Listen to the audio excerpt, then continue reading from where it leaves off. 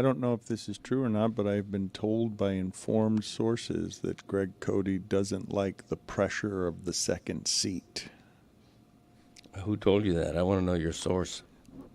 Is it true or is it untrue? Or you just want me to betray my sources? Because I feel pretty confident in my sources that you feel like the third seat is the place that you do your best work, there is less pressure, and that you deflate whenever you come in and you hear, as many of us do, as many in the audience do, that Stugotz is not here. Wow, isn't he? Stu who? I'm kidding. I don't deflate. However, it is more pressure in this seat. You know, I'm used to steering the show because of the Greg Cody Show podcast, which has my name in it, so it indicates that Twice, the Greg Cody Show featuring Greg Cody. With Greg Cody, right? But no, I'm thrilled to be in this seat. Honored to be in the Stugotz seat. So you're denying what sources say because Yes. you just confirmed it beforehand and then you denied it. You I said think what I confirmed was that there's more pressure in this seat, being the second guy instead of the third guy. It's like there's more pressure batting third in the lineup than batting eighth. You know, that kind of thing. What about batting second and batting third? Not much difference. Lead off. The only pressure spots in a baseball lineup are batting first, third, and fourth. What? Yeah, that just doesn't make sense. Everything else is gravy. You know, that kind of thing. Because, you know, if you're batting seventh or eighth, you're on a holiday. Yeah, but nobody after expects anything. a certain inning, you could be batting fourth that inning. Well, that's true. You know, the guy batting eighth could bat fourth that inning. Right, so what are you doing? And you know that the best hitter in a lineup now more often than not bats second. Yeah, that's a new thing. Is that right? Yeah, it's new. When did that happen? About a decade ago. Really? And what's the rationale behind that? More at-bats over a long season. You get like 40 or 50 more at-bats. I think third's probably more stressful than second, though. I would think so, too. But that's... No, you're right. I mean, we're on the same page on that one. Second, that's an easy spot. You know, if the leadoff guy gets on, you're in a no-lose situation. You know, you bunt. Anybody still bunt?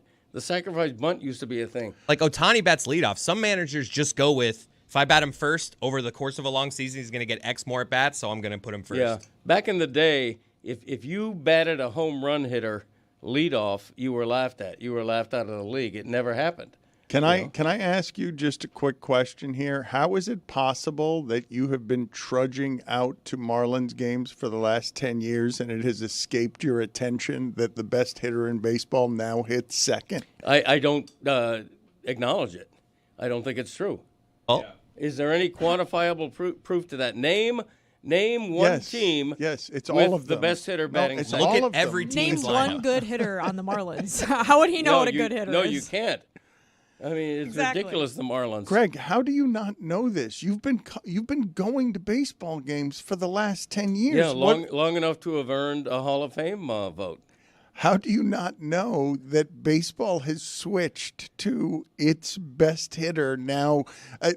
I do love when baseball brilliant people suddenly discover, oh, yeah, get our best hitter more at-bats. Like, we've been doing it wrong for 100 years. Vlad Guerrero Jr. with the Blue Jays, one of their best hitters, batting second in their projected starting lineup. Gunnar Henderson for the Orioles, batting leadoff. Never heard of him. Okay. Guerrero projected as batting second for someone other than the Blue Jays. We're going to skip past he's never heard of Gunnar Henderson. Yeah, well, we're going to just start the show and see where we end up with him not feeling at all the pressure of being the second chair.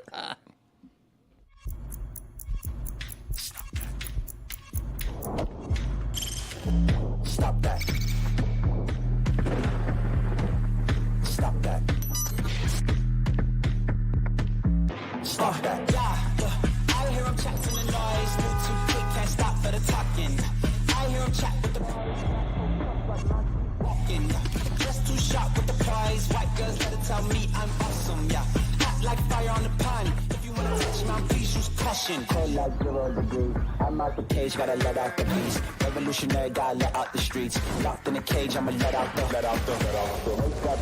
sheets. We came for one man, forget my peace. You take the west, I'll take on the east. I'ma put him in the cage, never let out the. I hear him chat to the noise. Move too quick, can't stop for the talking.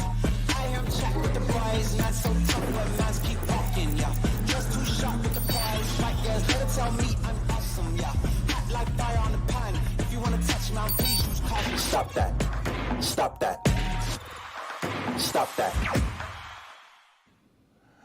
We're in for an experience today because if you guys are not aware of what happened to Greg Cody the week before his annual I'm going on a cruise and all I care about is just please put me at a bar for 7 days so I can stand in the middle of the sea drinking from the drink package.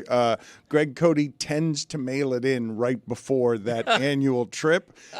He is already he's sailed to sea on vacation. Chris, are you taking this trip with him? Is this another family trip? How often do does your father lean on you or get carried back to his room by you because that free drink package is something that he really he attacks with vigor? I'm going to give him credit. I rarely have to carry him back to the room. I would say that there's a lot of pointing. We go to the elevator that way. That's the way down towards your room. A cruise ship, for those who haven't cruise shipped. Long hallways. Yeah, long-ass hallways. And depending on what flight of stairs you walk up, you're never quite sure. Are you starboard? Are you the other? There's pictures clearly that say that near the elevators Yeah, that help you out with that. That kind of thing. Do you know where you're going? We're going to the Caribbean. Be more specific. St. Kitts. Whatever. St. Kitts. Okay, that sounds like a small island. That's a name that implies it's a very, very small island. You nailed it. Okay, St. Kitts and something. Tobago. Nevis, I don't know yeah. We are not going to Trinidad and Tobago. Okay. They have a nice rainforest there. Where, Nevis? No, in St. Kitts. Oh, okay. Yeah, you can zip line. It's fun. Nevis doesn't even sound like the name of a country. Okay, great.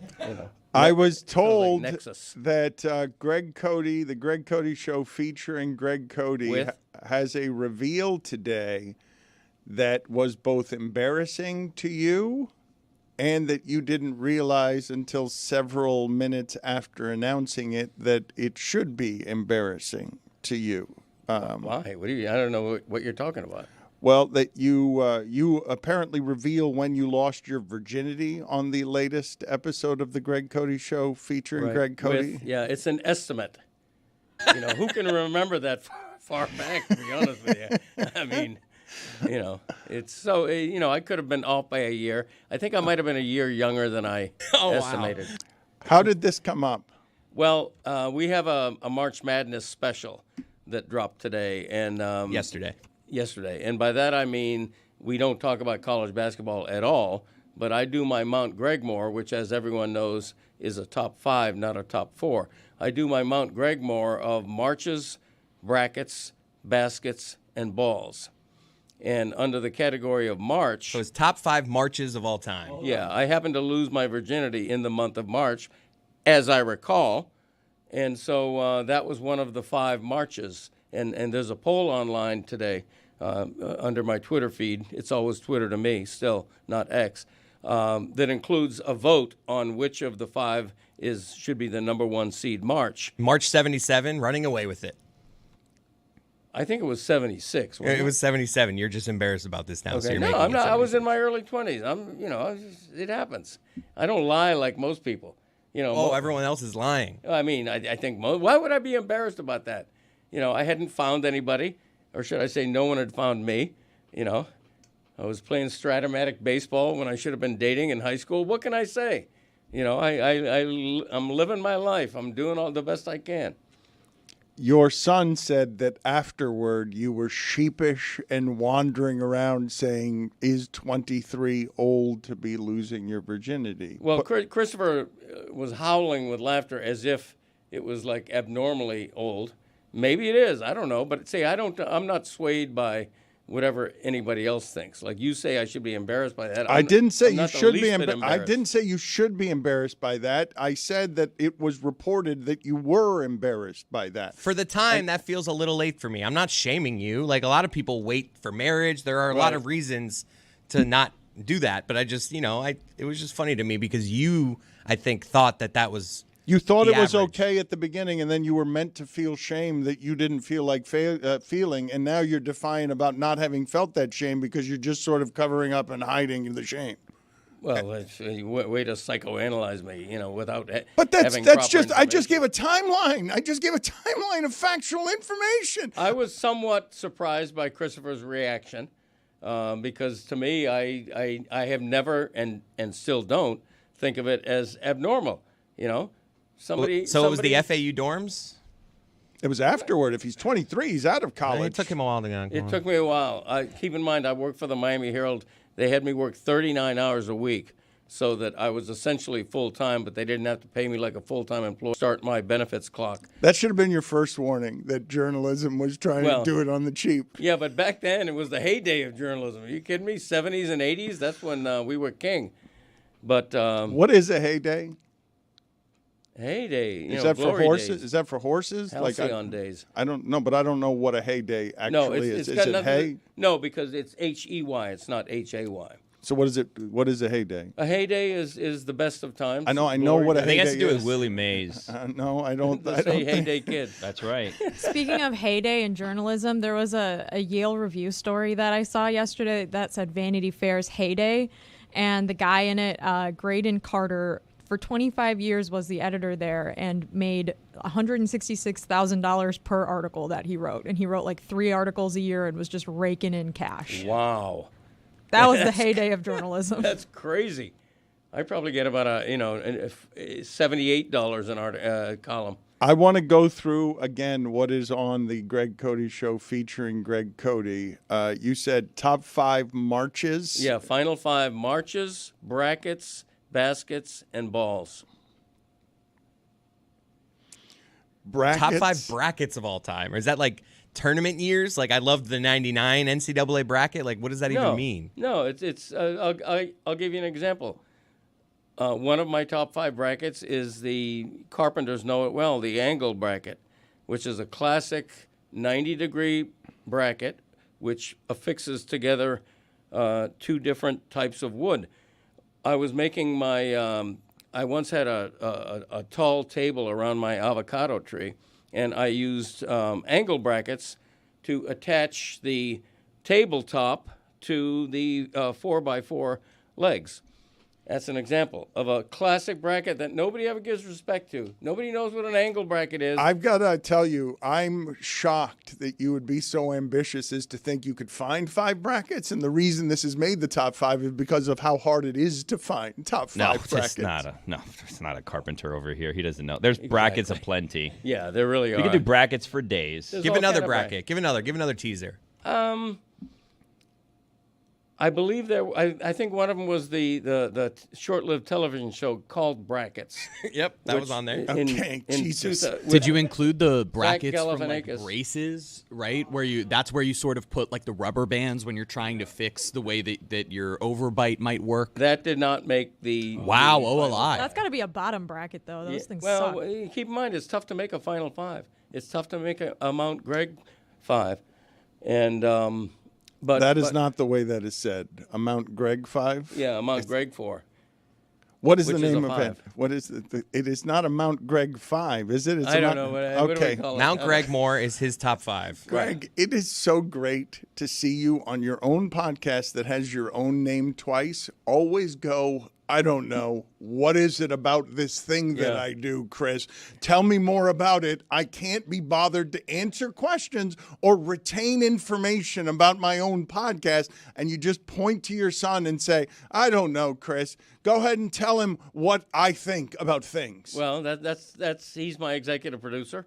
I pay him as such, and sometimes I rely on him to fill in the details. Chris, I'm you a just big rolled picture your man. eyes that he pays you as such. I mean, he knows how I feel about that. But, it's a different conversation. But anyway, Well, wait. What? No, it's not a different conversation. It's the one I want to have now, where he thinks he's paying you well and you think he's not. So he just said, I don't have to retain my own thoughts because of how well I pay my executive producer, who then rolled his eyes at how well he's not paid. well, he's feeling a little bit entitled. If I ask Christopher how much time he devotes to the Greg Cody Show podcast on a weekly basis, I don't know whether he's going to exaggerate it or not. I'm saying some weeks it's maybe an hour. of actual recording. Then there's creative, like thinking about the show, and creative. Repeating your thoughts that you can't retain for yourself. The stupid call you and Yeti want to have every Wednesday. The point is stupid call. It's called an organizational meeting. Oh, wow. You like meetings for your own show. We have a phone meeting. We don't have a meeting where we're all in a room. Here's the meeting. Nobody's saying anything that's worthwhile. Here's the meeting. Greg Cody goes, we should have a guest this week for like 30 minutes. Christopher, get on it. Yeah. Who books the guest, Christopher or Yeti? Both. Sometimes I If do. there was budget cuts and you had to choose one, Christopher or Yeti, in terms of who is more responsible for the putting out of the Greg Cody show with Greg Cody. That's a good question. Who would you choose? That's a tough answer because Christopher is the second in command on air. Like he's my Robin to Batman. But Yeti does most of the producing work, most of the social media work, and stuff like that. So I need both. So Yeti.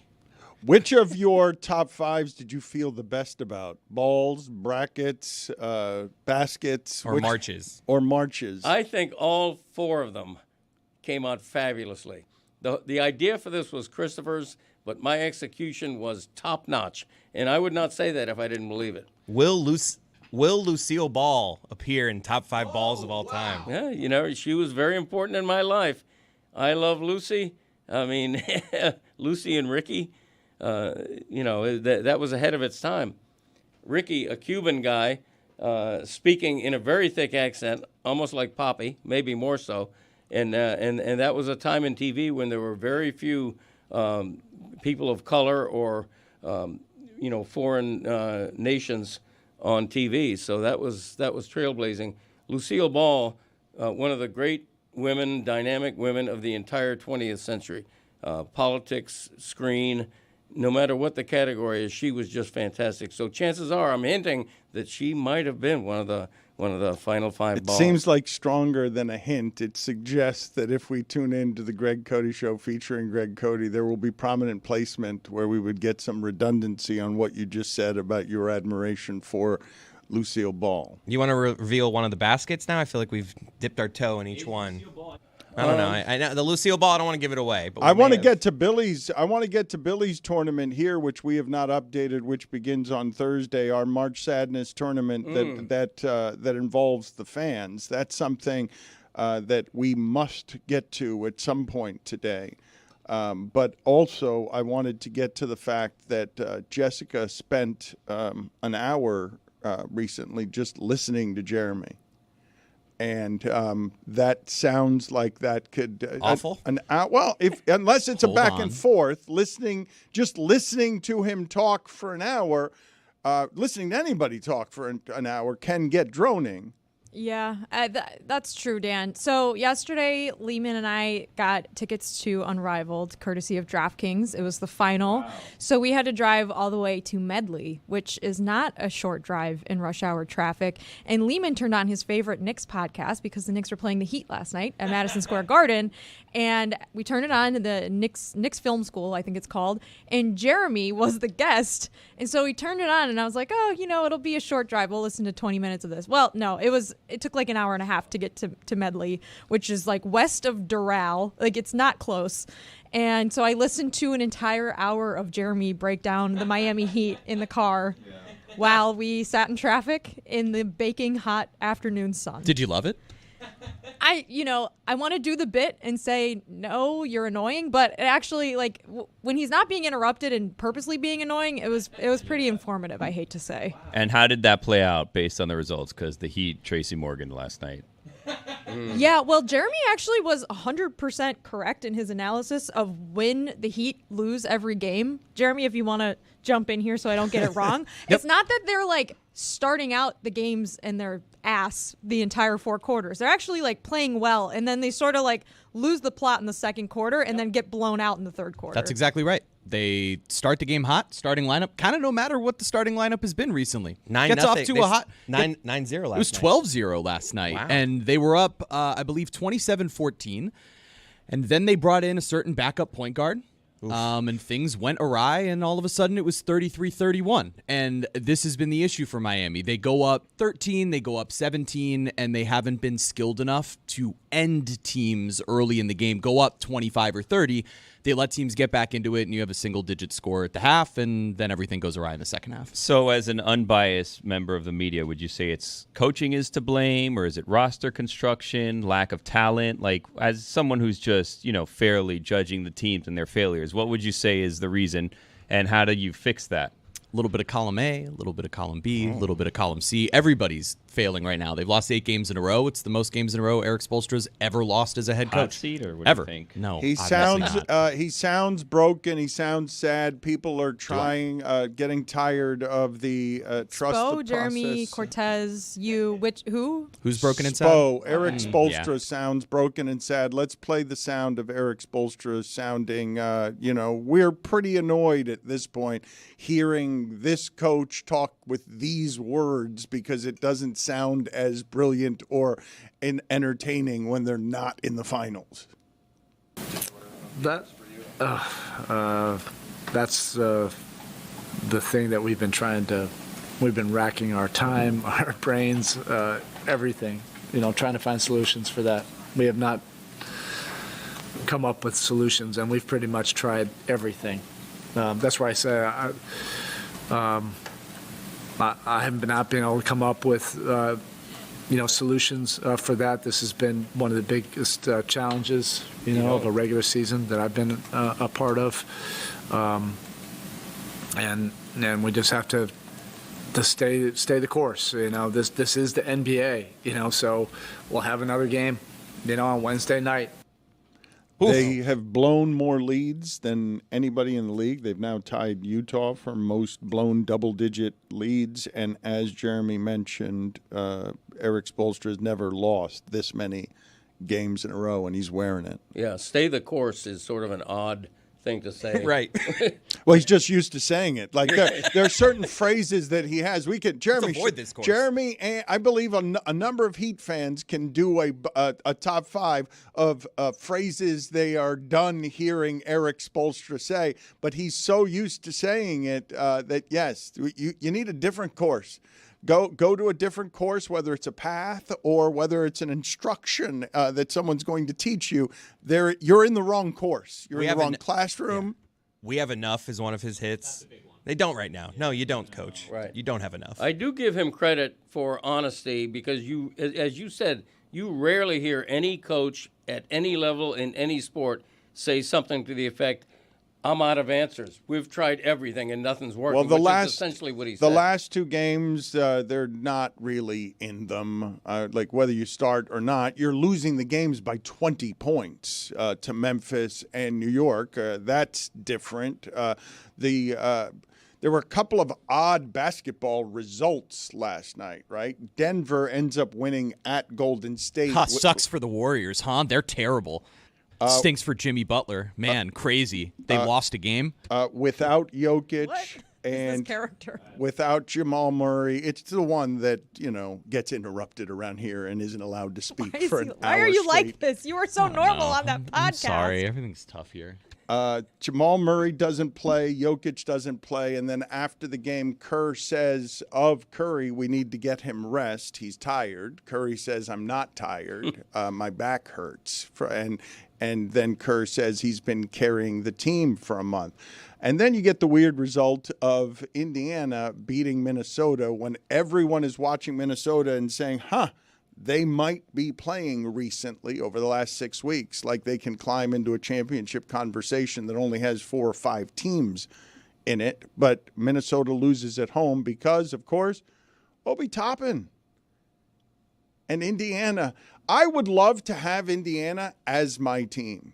I would love, if I can't have a championship team, something that looks or feels like Detroit or Indiana is something that I would love to be watching, falling in love with, because they can play in a game like that on the road against Minnesota and put up 132 points because they're going to get their offense against anybody. What's crazy for Obi Toppin is he had a historic night last night in Pacers history. Not only did he hit the game winner, but he joined Paul George as the only Pacers ever to have multiple games in a season with 30-plus points, 10-plus rebounds, and 5-plus made threes. Like, Obi Toppin is having one of the special Pacer seasons. It's so bizarre. Maybe Mike tries to sell it now. Oh, then Better time than ever. Dan, I feel like you could just jump on the Pacers bandwagon. Like, no one's going to judge you for it. I feel like I just did. Just do it. I don't know whether you were jumping on the Unrivaled bandwagon last night, but was that your first game attending? Because what you got was a stunner in the final, right? Like, that's Nafisa Collier's team, the Owls. They had only lost one time all season, and they were leading in that game by 20 points. That is an inventive experiment, by the way, that John Skipper and others are investing in. Steph Curry is one of the investors as a made-for-television event that is allowed to, that is created to bolster an economy outside of the WNBA for women who are complaining about their pay, have been right to complain about their pay. And now, Reese and others are mentioning the idea of, creating a work stoppage in order to make sure they are paid better. So this league, as a made-for-television event, has been what kind of success can we say? Because in terms of conversation, they've gotten a lot of conversation. And if you don't need fans and are just existing as a tournament that's meant to be televised because people need programming, this seems like a smart idea with women who are underpaid, taking their fame, I've heard that they've got these great facilities and stuff, but there is a little bit of cabin fever because, as you said, it's medley. It's not a part of Miami that anybody is traveling to for tourism. It's over by the airport. It's a place where my father grew up working in factories. There's just not a lot over there except for a number of enormously famous women basketball players who are better than most people in the world. So the Vinyl upset the Owls in the semifinals. So last night was Rose versus Vinyl, and the Rose won. It's Chelsea Gray's team. She was the MVP of the final game. It was a lot of fun. Like you said, it's a made-for-TV event because it's not in a huge arena. It's in like a soundstage, and there's not, I don't know the total seat count, but it's very small. But the in-arena atmosphere is actually really fun, and there were tons of fans there. It was just a really entertaining environment. Tons of celebrities there. Dwayne Wade and Gabby Union were there. Asia Wilson was there. Francis Tiafoe was there. There's a lot of celebrities courtside watching the final last night. So it was really fun. I think the basketball itself has been really fun to watch because it's 3-on-3, but it's not half court 3-on-3. It's like a condensed 2/3 court. They have a target score fourth quarter, ending. So every game ends on a buzzer beater or a game-winning shot, which is really exciting. The pace of play is really fast because it's 3-on-3. So they're, constantly running the court. And so it's been really fun to watch. It's been fun to watch the sort of crossover teammate, teammates that have never played together before coming together and playing together on a team like this in this small setting is cool. So I think fans have really enjoyed it, especially because usually in the WNBA offseason, your favorite players are abroad. You might not get to watch all of their games. And so this has been on TV a couple nights a week and has been easy to follow. And there's tons of engagement coming out of it. And I think from what I understand, the players feel like, they're getting an ownership stake in the league. So they feel a sense of ownership over it and making it fun for the fans. And I think you can really tell that this is a fun thing to get people engaged and get people excited about. It made me really excited for the start of the WNBA season. It is easier, obviously, to just take a couple of concentrated months where you can make some money outside of the season and you don't have to go and run the risk of ending up in a Russian jail the way Brittany Griner did because you're trying to get money overseas because they pay better overseas. But when you say it's a soundstage, a warehouse, do you feel while you're in it that it's not quite an arena, that the fans make it an arena or the environment makes it an arena, but that you might as well be on the soundstage of a game show? No, actually, they make it really feel like it's an arena. It's just not, it's not 20,000 people. It's 1,000 people or whatever it is. But there are some really bad in-arena DJs and entertainment in basketball. I will not name names, but whoever they have doing all of the in-game stuff for Unrivaled is very good at it. So it doesn't feel like you're on a TV set at all. It actually just feels like you're in a small arena. I've been to a number of college basketball games in the last year, and this Unrivaled in stadium or in arena was much more lively and exciting, and was like a fraction of the number of people that have been at those games. So I really enjoyed it. I didn't know what to expect because it is not a lot of people, and like the farthest seat from the court is, I think they said 20 feet away. Like it's really, really close.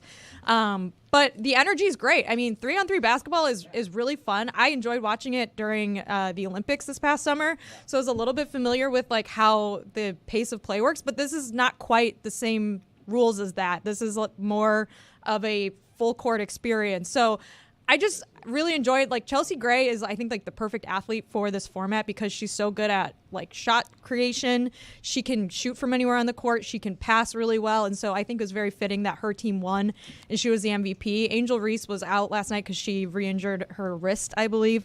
But she was the defensive player of the year in Unrivaled. And so that was, she helped that team get to the, championship game.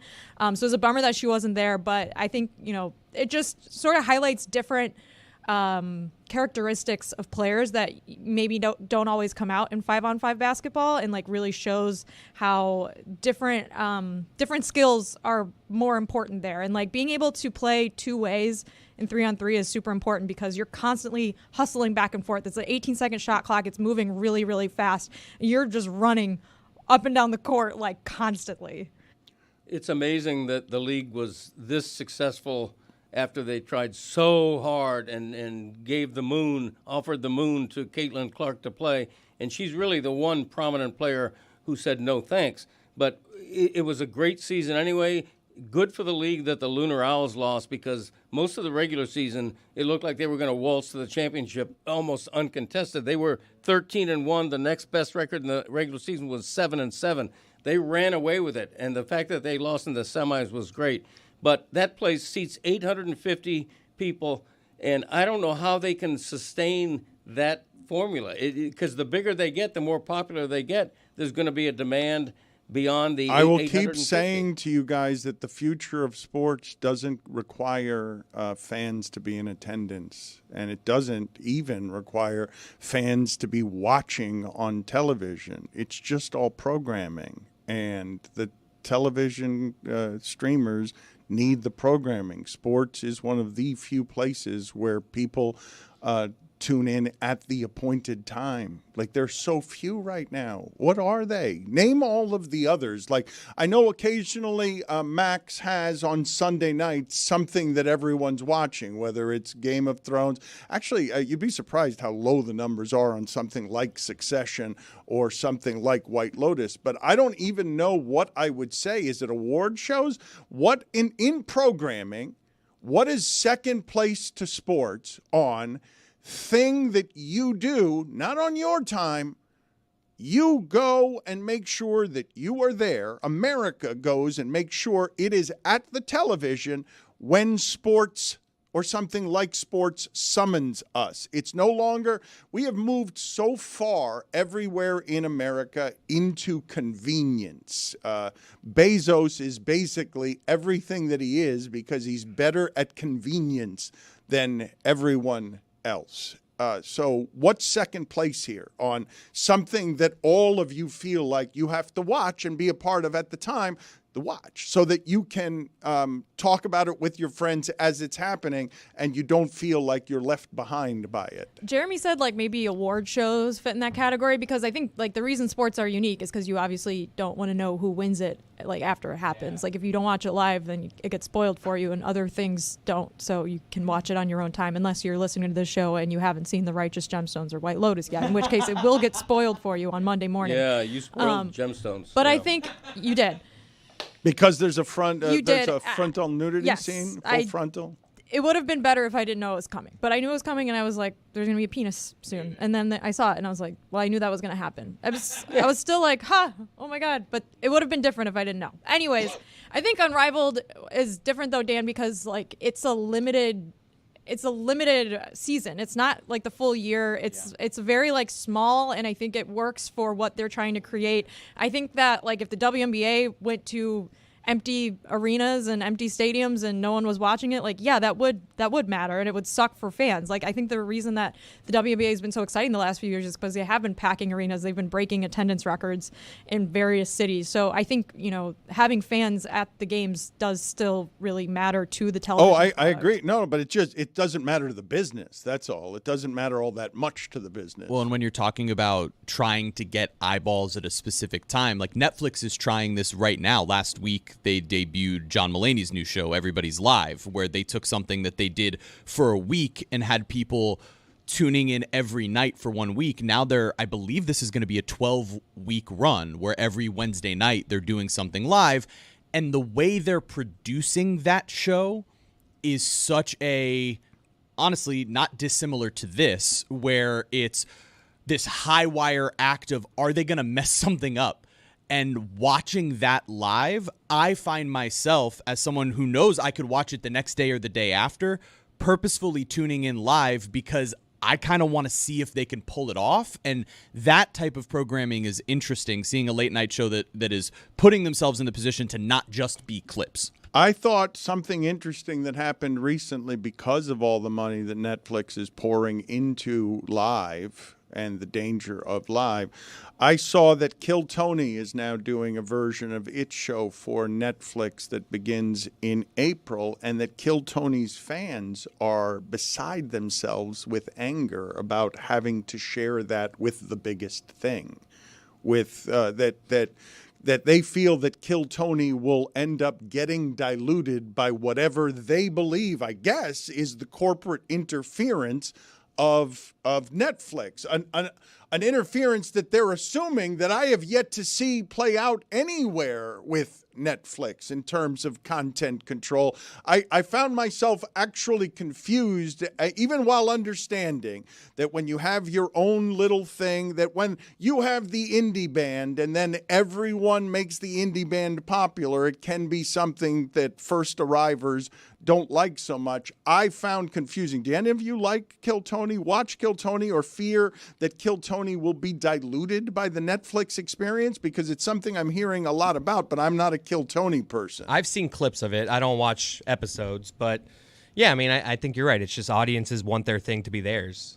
It's also oversight, right? Like, we all saw what happened when Tony Hinchcliffe got a national microphone and the way that people reacted to that.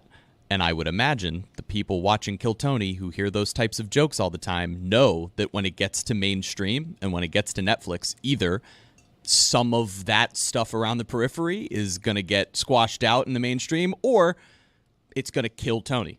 Okay, so that fear... What are you doing, Dad? Wasn't it prevalent for Pat McAfee as well? And has it to date not been misguided? That particular fear of, now it's going to become a corporate thing and change, but it hasn't actually changed, right? Like McAfee's tame in comparison to what we're talking about. Okay, but not tame for Disney. But he's gotten away with a lot of stuff that normally wouldn't have happened at Disney. And then there were also conversations about Aaron Rodgers and others that changed because he was there. At the very least, it becomes a controversy, even if the end result remains the same way, right? Okay, but whether there's a controversy or not, has it actually been changed? Do McAfee fans who feared that Disney would ruin their thing that curses and behaves differently and is outside of the mainstream, that fear to date has been misguided, has it not? Like, I understand why it is that people would fear corporate oversight.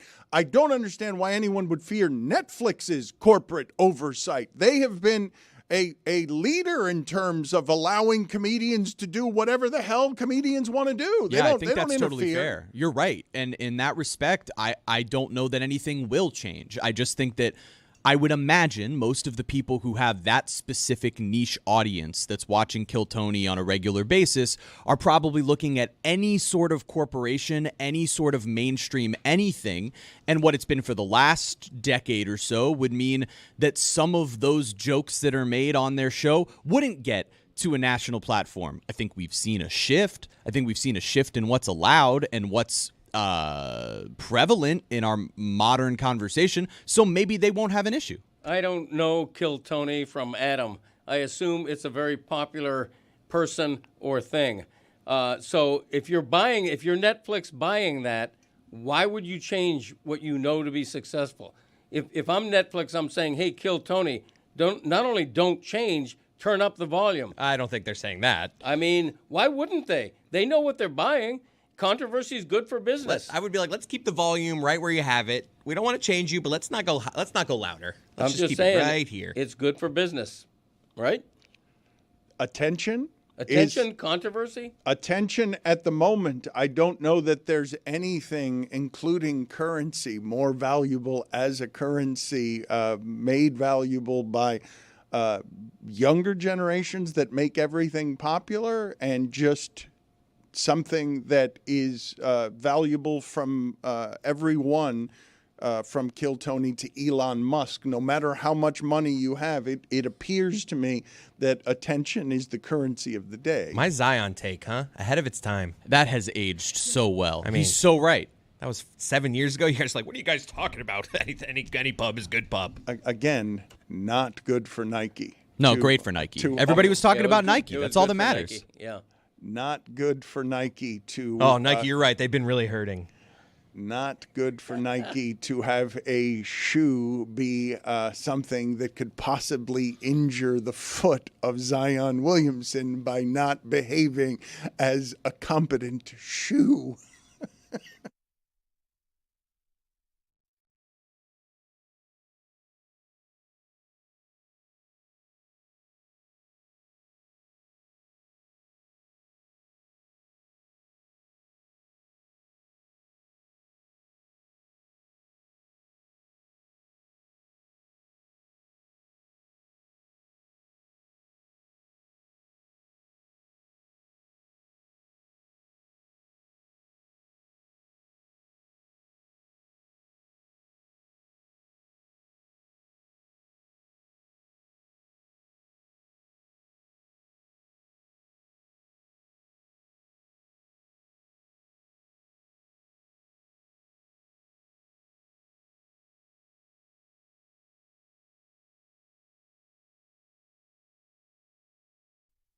Although we've come to the end of the road of Unrivaled,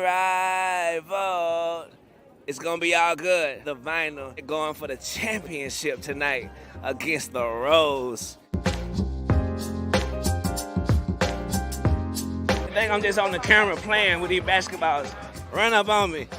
You might lose. Let me interview the shoes. How y'all feel about being here tonight, man? Yep, me too. We got the big dog. You know, we got to shout out 305 Unrivaled. They're doing it big, so we had to come celebrate the championship. You know what's up? I'm just so thrilled to be here. So excited. Hell yeah, man. Oh my goodness. Got the camera. Give me another hug. The first Unrivaled dog. How you doing? How does it feel to be here tonight? Don't get it. Look, the dog done got me in the mouth. I need some Listerine. I can feel the energy in the air. I feel the excitement from the fans. It's nothing like women power. Yeah. And seeing the athleticism in these women, they ain't playing like the men. Who you got tonight, the Vinyl or the Rose? I think I might have to go with the Rose, only because it's aces and 4 all day. Go Rose, go Rose. Go Rose. So excited. Vinyl. Vinyl. Vinyl? Vinyl, yes, yes. You gonna go Vinyl? What about you, sis? Rose. Okay. What about you, brother? The Rose? What about you? Rose, yes, sir. Look, a lot of Rose fans in the building. You know, my heart and soul is with the East Vinyl tonight. I hear the national anthem being sung right now. That means it's almost game time. Man, salute to all the energy in the building, brother and sisters. How you feel about the action tonight so far? Man, the future is unrivaled. It's so dope. Women's basketball, the best ever. Yep. The way they've been playing tonight is nothing but top notch. Go Rose, go Rose. But I love the Vinyl too. I love them all. Chelsea Gray just hit a half-court buzzer beater to end the third quarter. Good God Almighty, I cannot breathe. Uh-oh. You know what that means. Oh.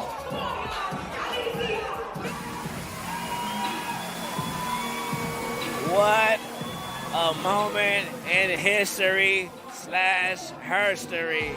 the Rose are your first champions of the inaugural season of the Unrivaled League. Coach got the trophy. Look at the trophy. It looked like a Game of Thrones trophy right there. Hey, man. Such a sick game. Oh, my God. Rose Come on, man. made history. History. We gonna give sis her flowers on camera for being one of the pioneers for stuff just like this. And let me listen, since we giving flowers, man, this man be a Dream Game season ticket member. He ain't new to this. And then now he pulling up to Unrivaled, wherever women's sports is at, he been a supporter. So I always appreciate guys like you that some guys be thinking they too cool for school. Juju be down with it. So we down with Ju always. This is my comeback kid, man. Don't play. I don't play about this one. All right. And with that being said, we're going to wrap this season up of Unrivaled, the inaugural season. You feel me? Congratulations to the Rose. Man, see you next year. Same bat time, same bat channel. You dig it? Juju did a great job with all of that Unrivaled stuff. It is a great idea. Just a couple of concentrated months of basically it's the bubble. It's put all of these players in a part of town that they would not normally be and just intensely have them compete and do work and make more money on the side.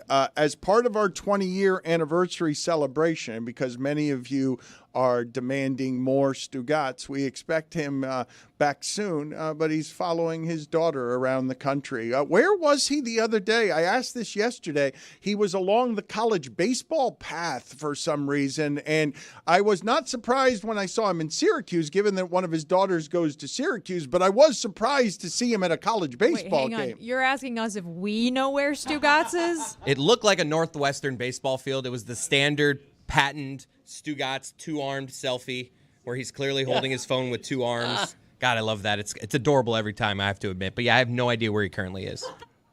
As part of the, were you going to say something there, Billy, before you take? No. All right, no. good. All right, good. I'm glad that you just looked like you were going to say something and then didn't say anything. Let's go to a behind the bit here as part of our 20-year celebration. Stump the Meech is always something that is popular. John Amici, one of our most popular guests, one of our smartest guests, can never tell what Stugotz is saying.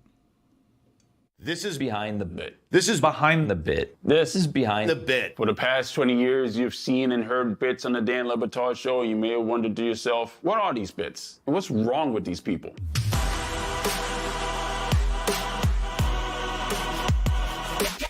Who is John Amici? John Amici was a former NBA player and just a very intellectual man who, I don't want to say doesn't have a sense of humor, because I don't think that's fair to John, but John takes himself more seriously than we would take ourselves, I would say. And John Amici is someone who would probably not be hanging out in the same circles as Stugotz, per se. So he's a very well-read man. He wasn't knighted officially, but he has like a British royal title of sorts, and just is into very smart things that go above the heads of all of us. Levy scored the first ever points at the Miami Heat's newer arena. He was a close friend of Dan's. He made headlines once he retired when he penned a book where he came out to the nation. John Amici had a really strong relationship with Dan. They were good friends, and he was someone that was always so intelligent and wonderful to have them weigh in on big, important societal topics on our show. You can never have enough smart people surround your show, especially when you have Stugotz there weighing the median average down. John, when he met Dan, took him to a gay bar. And Dan still did not know that he was gay, despite bringing him to a gay bar. He didn't suspect that. Like, it's just a place to go. Like, okay. But yeah, that was pretty funny, thinking about that. But yeah, like, John is, just like Bomani, one of the most intelligent people I've ever met. He's a constant ally, and we are ally of him, and just all around good man. So we thought, let's play a game and waste John's time and have him try to figure out what it is that Stugotz, who's not well-read, what he's trying to say mid-sentence, mid-thought. Sometimes he just ejects in the middle of the word. Sometimes he just mispronounces words. So what we would do is we would save a bunch of clips of Stugotz just not saying words the right way, and then horrify John Amici, who speaks perfect English. And John was terrible at this game. And I think he was frustrated because, you know, as an NBA player, as someone who's a successful businessman, he has succeeded at many things in life. And this is just one that we knew he was not going to succeed at. And I think it drove him nuts that this dumb game always got the best of him. And it was really unfair. I mean, some of the words that we would play for him are 4 or 5 syllable words that Stugotz would condense down into 1 syllable and then move on to his next train of thought. So John never really stood a chance in this game. What is the first mispronunciation from Stugotz? Analysis. Dallas or analysis? See, I think it's Dallas, but that's too simple. Analysis? That's what I would have guessed. Wow, spot on. That would have been my guess. Formula. It's either formula, but having said that, I can't imagine a context in which Stugotz would have to say that word. Formidable. All right, you are overthinking this. I think it's formidable. Despite Dan trying to help you out, it is formula. Oh, no. Oh, no. Drum. Well, come on now. Drum. I've absolutely got nothing. Drawer. Drum. That is a tragedy right there. Hermaphrodites. Oh. Hermaphrodites. Hermaphrodites. Yes, of course. Ah, there we go. Of course. Oh. Of course. What do you mean? Oh, God. Oh, I hate you so much right now. Merce. Is it most or is it... Well, that's not my final answer. I'm going to go with missed. It's most. Oh, my God. Holy I was robbed. You were not robbed. You made your own I was decisions. robbed. I'm sorry, that was robbed. You made your own life choices. You had victory in your hands and you let it go. How did this one start?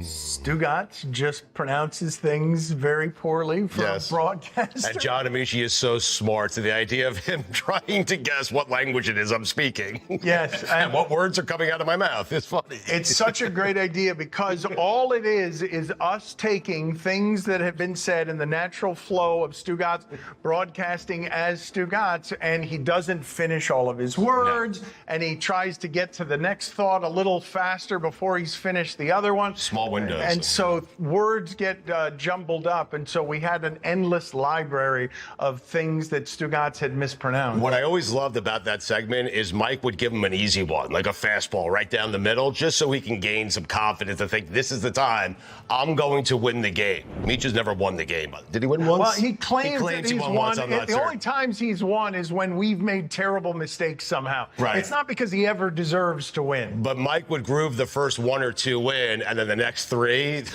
change-ups, curveballs, everything. Impossible. And Meech is swinging and flailing and falling to the ground. That's And right. he can't win. He can't win I'm that undefeated. game. He always wins. Dan and Stu talked about it being like a palate cleanser. Did you create this bit, Mike? I just knew that we needed a device. Our show is really good at getting people in the tent and with nonsense. And then while they're in the tent, we'll have an important discussion. And you're going to be sitting there not really understanding what you're sitting through because we've already put it in your head that we're just going from laugh to laugh and there's going to be important societal discussions along the way, but you're going to enjoy the journey. So we knew that we needed to do something to dress it up. We had come up with games to play with guests. There was this game that we had called Douche or No Douche that we had in our back pocket anytime we needed to spruce up an interview or we weren't exactly sure where to take the interview. And I really liked having that as a device. And I knew, given how strong Dan and John's relationship was and knowing how playful John was and how much he liked our show and liked Stugotz as a character, I knew he'd be down for this. So it was all about tracking the mispronunciations as they would happen. And we started building up quite the arsenal. I'm proud of that folder. Roy had a very good ear for it. We'd all kind of mark it, like anytime Stugotz misspoke, put that in the Stump the Meech file. And we had to immediately write down what we thought Stugotz was trying to say, because absent context, there was no way that we were going to figure out what Stugotz was going to say. I mean, some of these clips were really ridiculous. I mean, after 20 minutes of super serious conversation with Dan, you need something. Yes, I mean, we would. A little. It's a little bit of sorbet, a little bit of sorbet at the end of a societal conversation that makes your head hurt. It was like a treat for a dog. Yeah, a little bit. Thank you for giving us 20 minutes of serious shit. Here's Stugots. L. Duncan is going to be here shortly. We should play Douche or No Douche with her. We have not done that game in a while. I want to play for the audience some sound here of a West Virginia politician, the governor, Patrick Morrisey, really just pandering. It's a great way to get your constituency on your side to stand in front of a sign that says National Corrupt Athletic Association, the NCAA.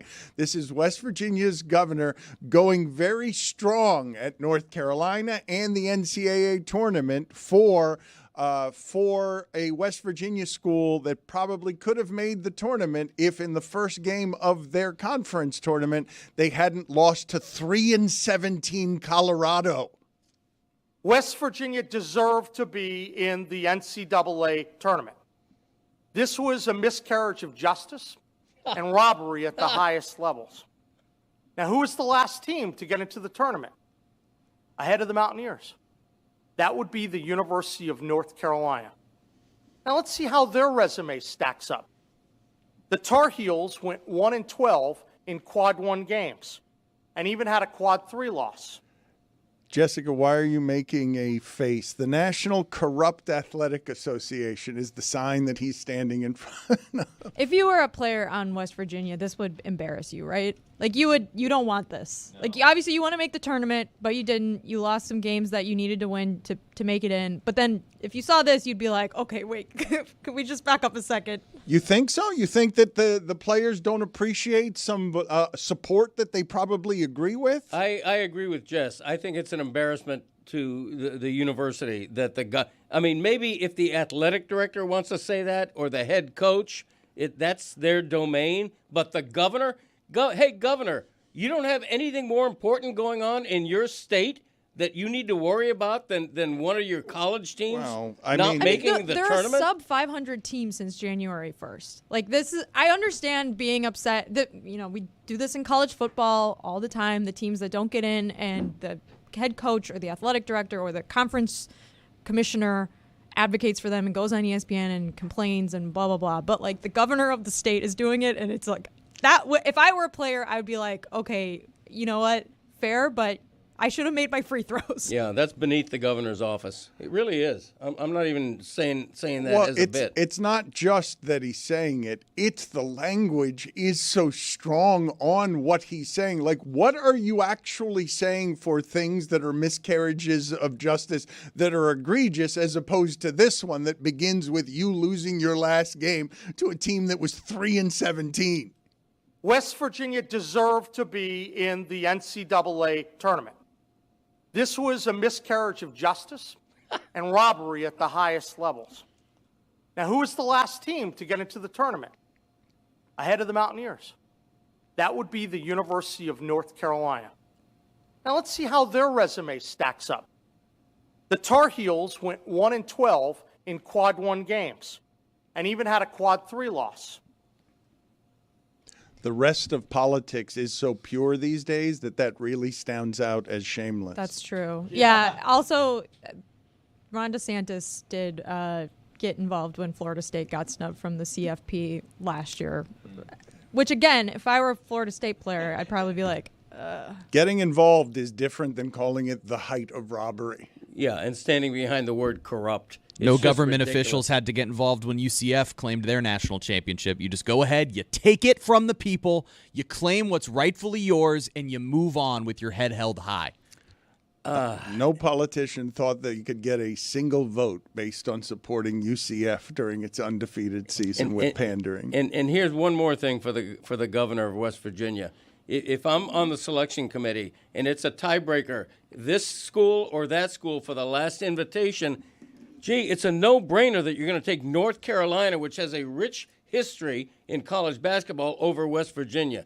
So West Virginia blew this on Okay, different but that's levels. not fair. No, but I think also like North Carolina was one lane violation from beating Duke. Like that, I understand why people are mad North Carolina got in, but also like they played well in the conference tournament and they almost upset the best team in the conference. So I understand it. Like obviously you have to make hard choices when you're talking about bubble teams in any sport. Like you're splitting hairs, right? Because if they were for sure in the tournament, you wouldn't have to have this debate about them being on the bubble or not. But you're splitting hairs, but quad 2 wins, quad 1 wins, net rankings, all this conference tournaments, upsets, who they've lost to, how many losses they have. Like, there's never going to be a great option. And I understand people are mad because Bubba Cunningham is the athletic director at North Carolina. I understand all of that. I do understand why fans are upset about that. But, like, we are sort of splitting hairs here. Okay, it's always splitting hairs when you get between 68 and 69, and it's subjective. But I'm surprised to hear Greg Cody say what he's saying, which is,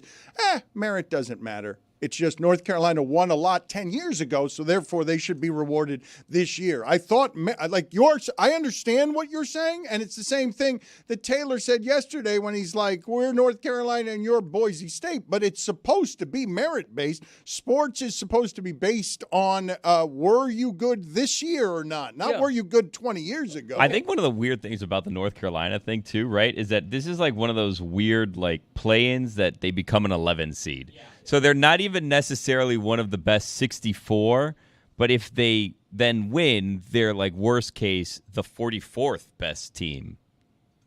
Okay, they get in. Correct me if I'm wrong. They get in if they win that last game against a team with a 3-17 record. Colorado, right? yes. Okay, they so would have gotten in. Zip your lip, Governor. There it is. You had a chance to get in. Just one of the and lips. you blew it. Right. Also, like North Carolina is not even in the bubble conversation if they upset Duke, I think, which we saw the end. Like, that was a devastating way for that game to end, and I'm glad on that player's behalf it wasn't his last college basketball game because it was tough. It was a tough scene. I have a fun stat. Billy said that if North Carolina wins, they become an 11 seed. 11 seeds over the past 10 tournaments have a winning record against the 6 seeds.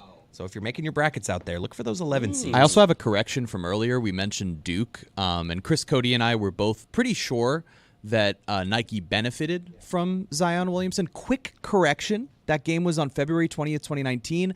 By February 25th, 2019, Nike had lost $1.1 billion in stock. What about a year after? Let's go like the long-term effect on it. No? Another correction that we want to make is that we said yesterday on the show that the Michigan baseball player who we think tripled and then tried to snort the third base line, we did not think that was going first to third on a single to right field. We didn't think it was stealing third base. We thought it was a triple and then snorting the third base line. That player is now apologizing for his behavior. I would like to apologize for my actions on third base yesterday. I made an immature decision in the heat of the moment. The gesture I made does not reflect my character, the household I was raised in, or the Block M that I represent in any kind of way. I take full responsibility for what I did, and I am truly sorry to all those who I have negatively impacted by doing this. How many were negatively impacted? Can we get, by the way, the video of that to show of him clearly? And now we have confirmation because you guys were saying maybe he wasn't doing what it looked like he was doing. He was indeed snorting or pretending to snort the third base line. Who did that negatively impact? My children were sobbing at the TV. They were so upset. I don't know about you guys, but I accept his apology. Let's let him have a second chance. Who's with me? Okay, very good, Chris. It's good that you're forgiving. Billy, you mentioned earlier Tracy Morgan, and you didn't offer anything in the way of context for anybody in terms of details. He threw up during the game yesterday of the Knicks and the Heat and then had to leave during the game. And he has battled an assortment of health stuff. So I don't want to make any fun of this, but I don't know any of the details except what I just said to you. Yeah, from what I came out yesterday, it seemed like he had a nosebleed and he started throwing up. He was courtside, he was throwing up on the court. There was a delay.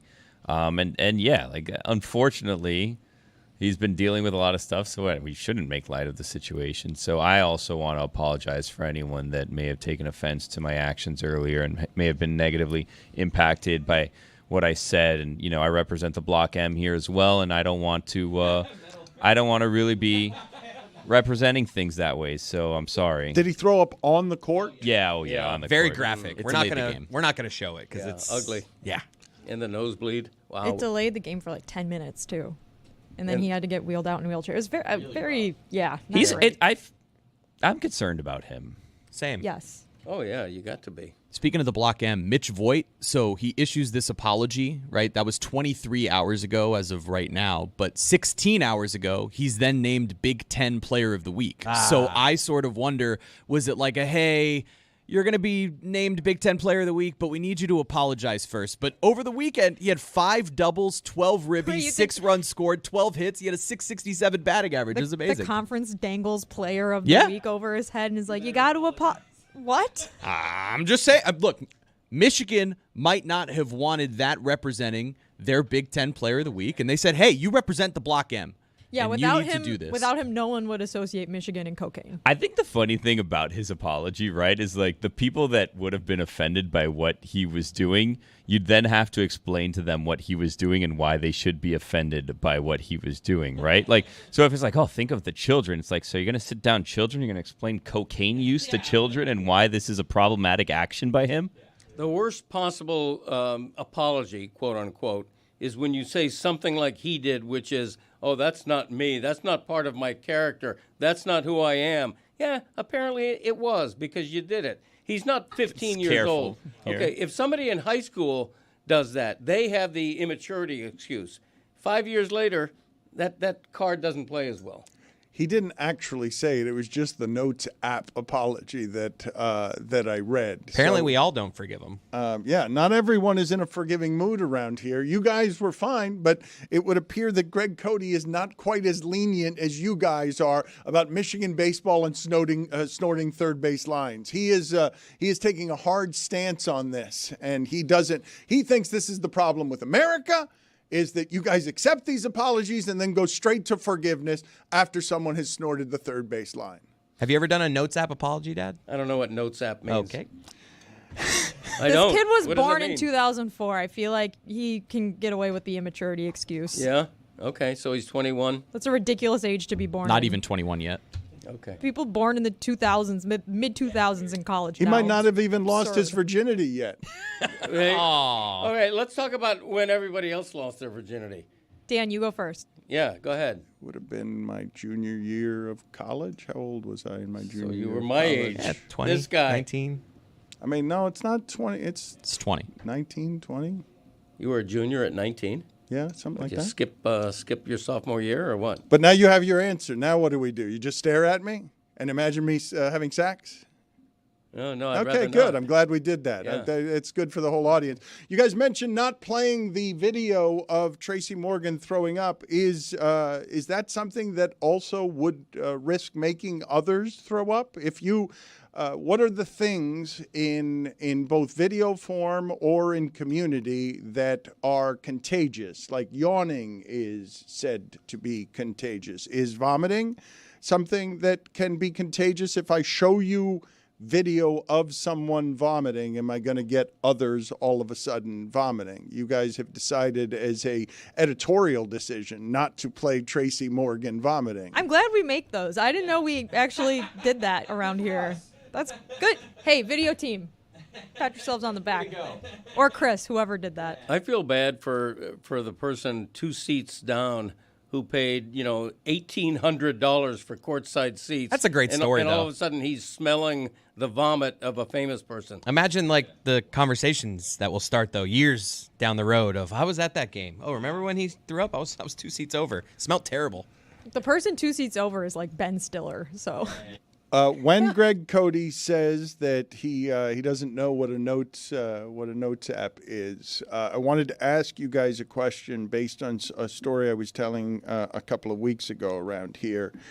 I had mentioned the Monday night game in which Derek Thomas was ejected because he just kept getting penalties because of whatever it is that Shannon Sharp was saying to him. And Shannon Sharp has said that he will never reveal what it is that was being said in that game that made Derek Thomas so insane. But some others have speculated, whether it is true or not, that it was a trash talk that involved a woman, and more specifically, that it was just him repeating a telephone number over and over again. Now, again, I don't know what is true here, but I want to ask Greg Cody and the rest of you, do you guys know any telephone numbers anymore?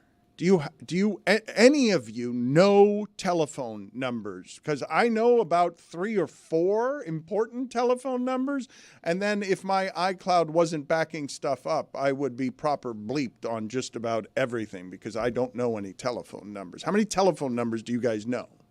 I know my childhood house one. I know my wife's number. Yep. I know my dad's number and my mom. Yep. Just the emergency numbers, right? Yeah, and sharing contacts. You're right. We've lost this. Yeah, that's true. We've lost all our recipes. At Le Batard Show, put it on the poll. Do you know any telephone numbers? Yes or no? Duncan joins us now. We're going to talk tournament and other stuff with her because I just enjoy talking to her about anything that's going on. Do you want to play that sound for her, Chris Cody, of the last time she was on and she called you something that is not your name so that we can get a formal apology that you have not yet forgiven her for? Yeah, the last time Elle joined us off air before we started, I was like, oh, hey, Elle, how's it going? And she said this. Oh, hey, what's up, Greg? She called me Greg. Good It's my mistake. Dad's name. I like that. I get it. I but forgive her. It's just now Jessica makes me play this sound like once a week. Oh, hey, what's up, Greg? Oh, hey, Greg. To my defense, I think I was looking at your dad. I know that you're Chris. I know that, but I think I was looking at your dad, and then I heard, so I was like, "What's up, Greg?" There you go. That's a good attempt at a save, but I don't think he was in that. Yeah, day. he wasn't in that day. Yeah. That's okay, though. It was good. It's good work by you. It's all Oh, right. hey, what's up, Greg? Thank you. No, I appreciate that. I was in that day. A hologram of me was sitting here. Yeah. Sorry. I love you, Chris. I love all the Codys. I'm sorry. It's fine. Listen, the other day I called my husband Xander, who's my son, and it creeped him out, so don't feel bad. Do you have any telephone numbers? How many telephone numbers does Duncan know? Yeah, I was shaking my head going like this when you were asking that question. I know. Same thing as Chris, not Greg. I know my childhood. Hey, what's up, Greg? I know my childhood numbers for a house that no one lives at anymore. And then I know my husband's, my mom, and my dad's. And that would be it for me. So anybody else, like if I don't have my phone, I'm effed. I actually remember the phone number of my childhood house, 1440, which I haven't lived in 55 years. Put it on the 50 poll years. as well. I think most people might. At Le Batard Show, do you remember the number at your original home at Le Batard Show? Yes or no is the question. Elle, how often do you use your phone as a phone? Because one of the things that I'm super interested in as we've evolved is the sheer number of people who get annoyed when their phone rings like a phone and have no interest in actually using it as anything other than a computer. I realized I was washed maybe I've known that I'm washed, but I realized like a couple months ago, my phone started ringing and I was like, who the is calling me this late? It was like 7:45. So I don't like when people call me. And then it also annoys me when people text me. So in general, I'm learning I just don't like communication with people at all.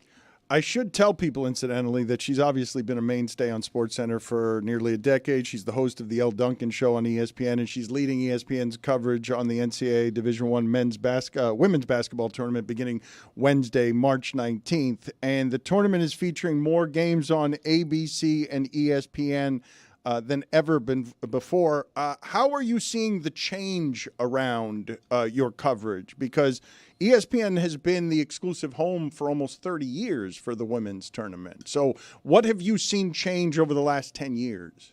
I think probably the outside interests, like me and Andrea Carter and Chinea Gumake were on Good Morning America yesterday, and like real GMA, not like GMA3 or GMA Weekend, like proper one, like sitting across from Robin Roberts. So I would say that, like people wanting to have us at events or wanting me to host events purely because of my connection to women's basketball. I think, you guys have all been in the industry a long time.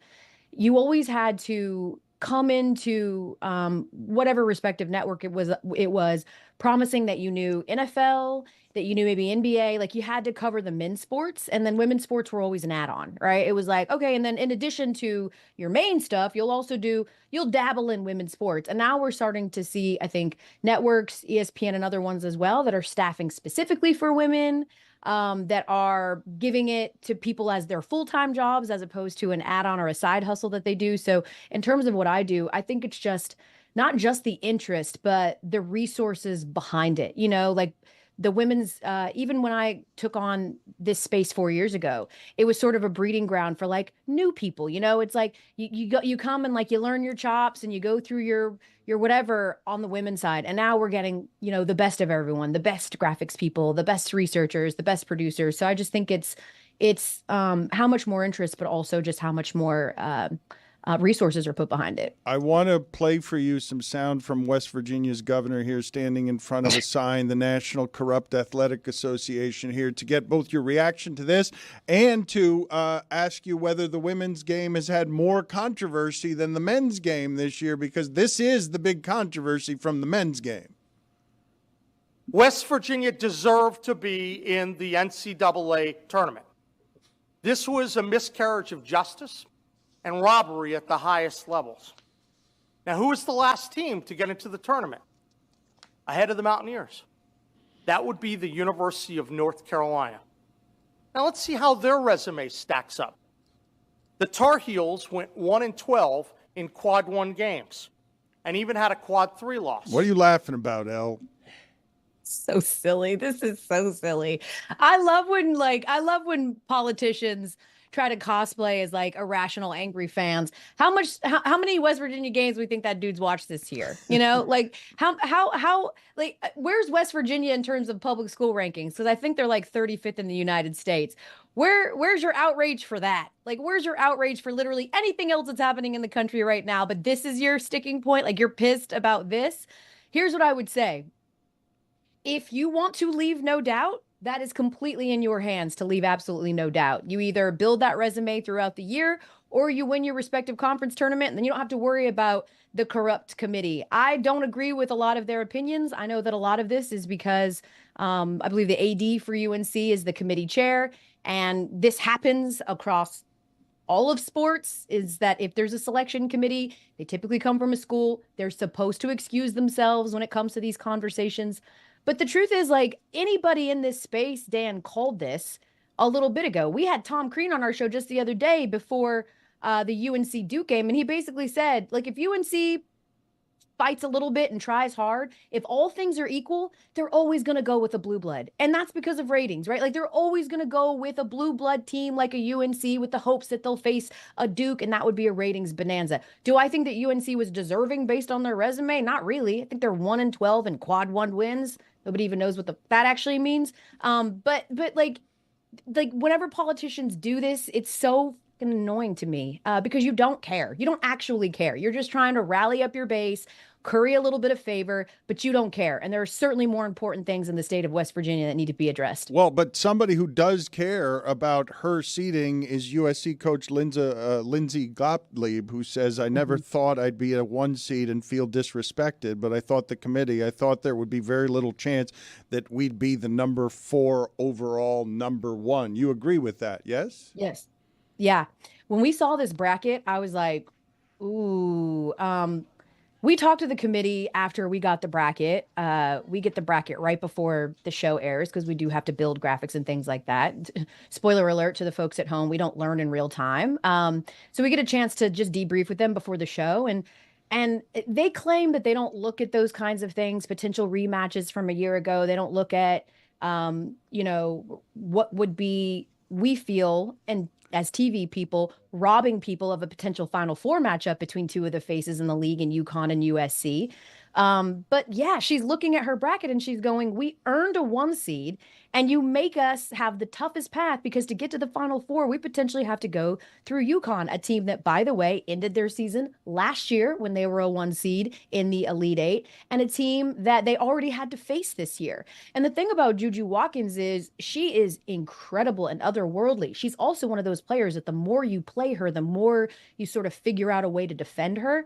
And so if I'm Lindsay, I'm absolutely upset. I know Dawn Staley was upset as well. She felt like they earned the right to be the number 1 overall seed.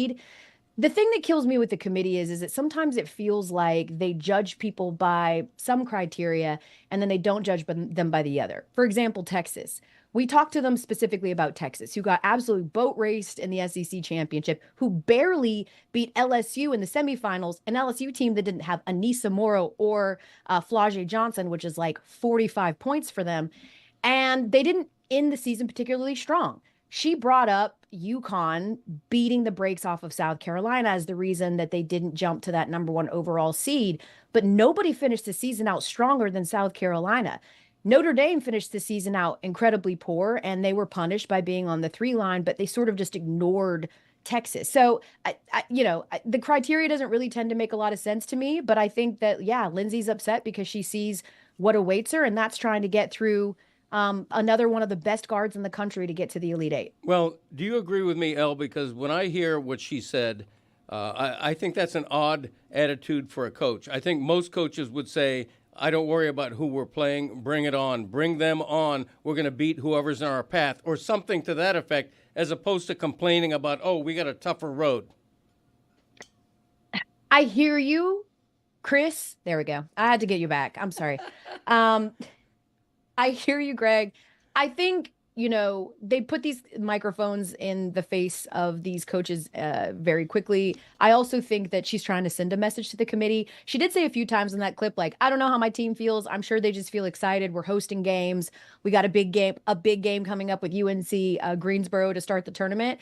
But I think she's just sort of expressing her frustration for feeling like, and here's my thing.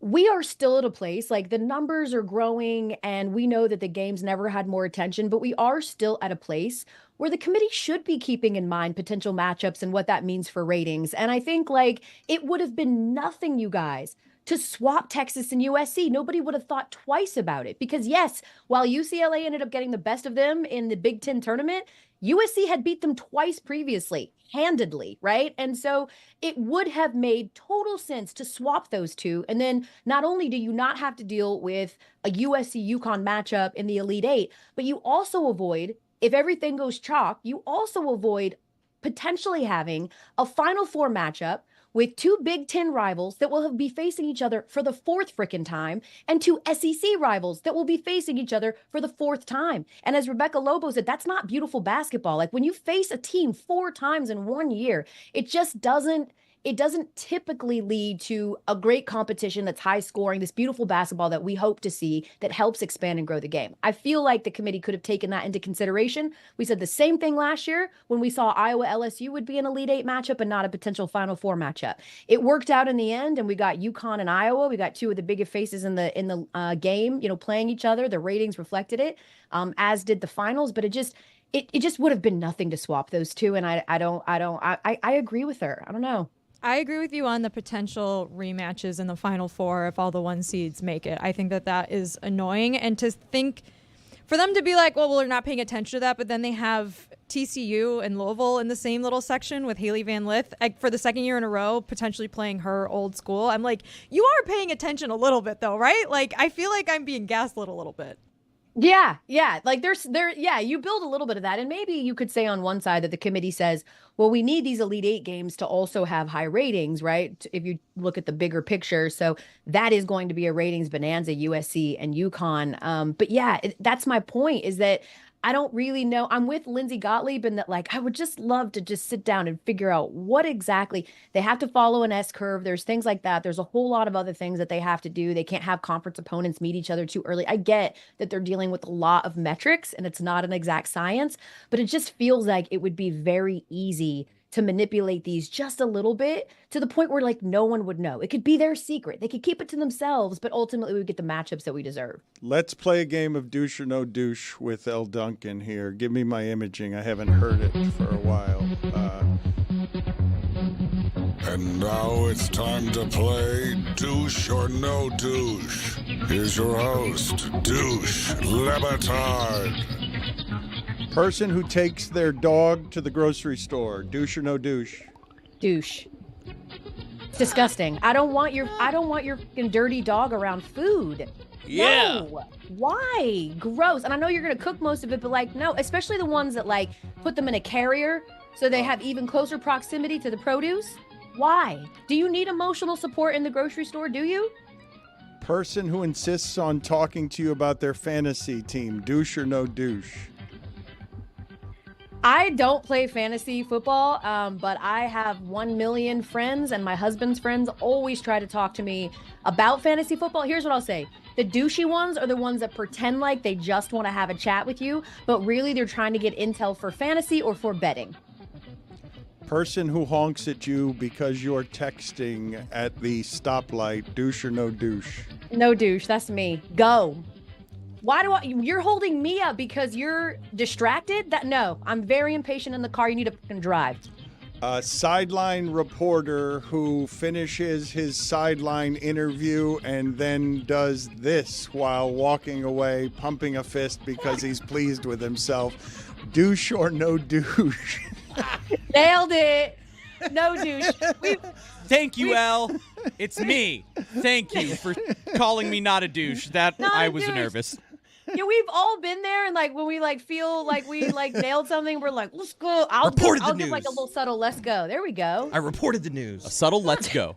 Elle, it is nice seeing you. We look forward, as we always do, to your coverage. Good talking to you. Thanks for having me. Please have me anytime. And hey, Jess. Hey, girl. Hey. Thanks, Tony. Talk on chat. Thanks, Tony. Okay. Yeah, okay.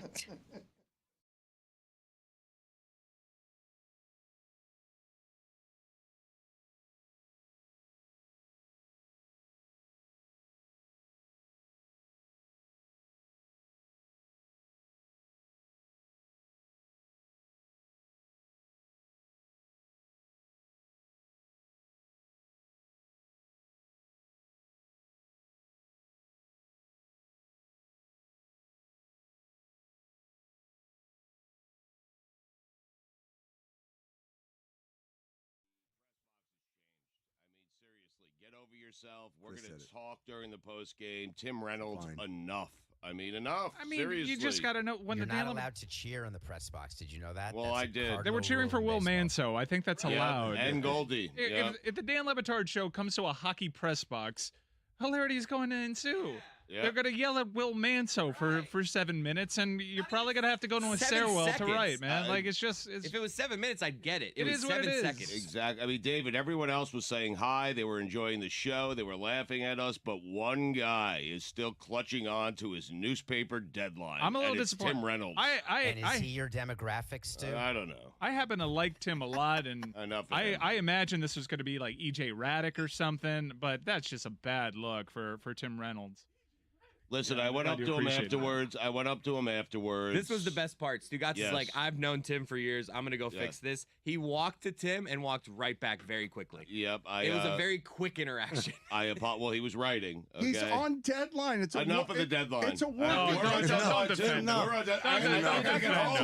feel like playing off hockey. I got to get home. I mean, yeah, we're on deadline too. We got to get that post game out. It is a working press box. Tim Reynolds is a journalist who's trying to write, and Stugotz is back there. Hey, Will Manso! That was Chris and Goldie. Don't leave out Goldie. We're on deadline too. They're going to kick us out of that press box a lot sooner than they'll kick out Tim Reynolds, who's just typing away. That's just Those writers had their game stories done before the end of the Precisely. Yeah, a good writer, right?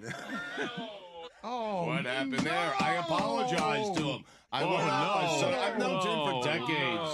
I mean, Cody was done. He was out of there. I mean, you know. What was that interaction like, Stugots? Take us behind the scenes. You walk up to him, you say what, he says what? I said, Tim, I apologize. That's on me. I should know better. Not Chris, okay? I should know better. I've been in press boxes before. I know you have a deadline.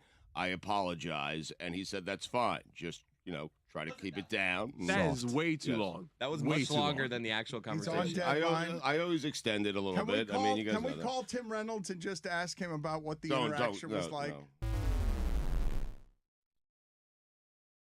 Greg Cody's back in my day. Seeds. Seeds. Seeds. Had a slice of watermelon lately? Popped a few grapes in your maw? Then you probably notice seeds are disappearing from fruit. And you probably see this as a good thing just because it makes life a little easier. We love us some convenience. In fact, it's a terrible thing, the de-seeding of us. Symbolically alone, the seed is the king of life. Adam gave his to Eve, and here we are, if you believe the story. If they take the seed out of humans the way we have watermelons, we're all dead ducks.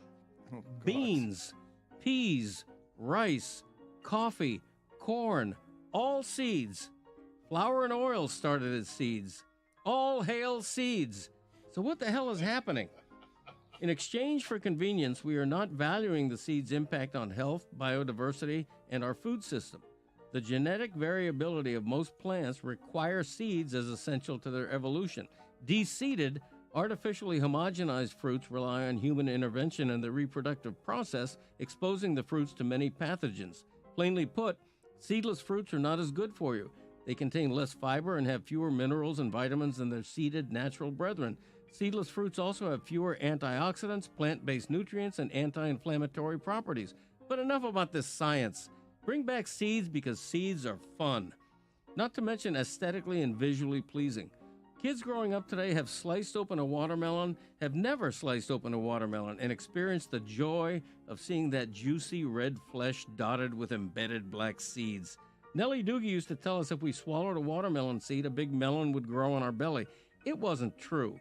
But as kids would make a competition out of seed spitting. You extracted the big seeds from the melon flesh. Tongue only, never fingers or a utensil, and you'd see who could project a seed the farthest. Every summer we did that. This was before video games, kids. Made our own games and toys. Flew a kite, kicked a can, spit a seed. Grapes were the real challenge because the seeds were so much smaller. We'd both pop a grape in our mouth, tongue moving, jaws in action, and whoever could spit out 3 seeds onto the table the fastest won. To this day, I carve real pumpkins and eschew the free-fab foam and plastic fakes, mainly for the treasure trove of seeds inside. Hundreds and hundreds of them waiting to be scraped out, cleaned, and roasted in the oven to become delicious natural snacks.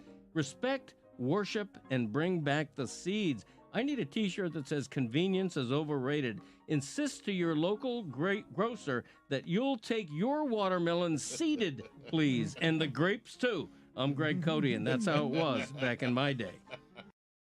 Yep. Journalism is dead. But journalism, as we know it, as you know it, what you wanted to do when you were a little kid, okay?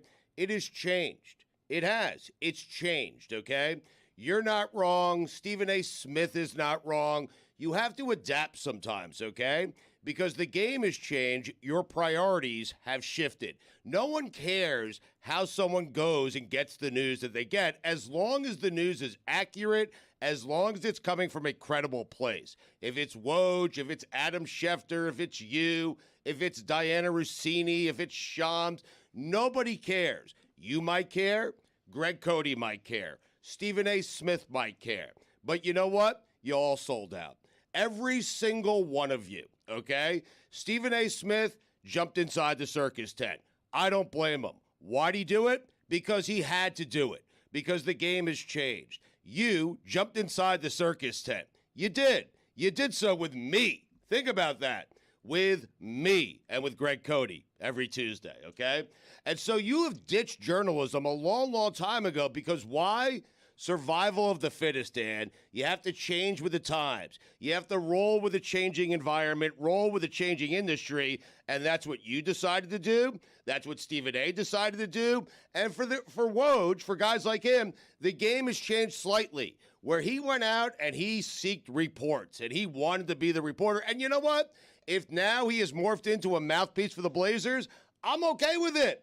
I am good with it. I don't Survival care. of the fattest. Everyone, exactly. Everyone is selling out to make a buck. What a terrible timing. It by was you. great. Like that joke. Hey, just give it up. You all want to be journalists. You're not journalists anymore. None of you.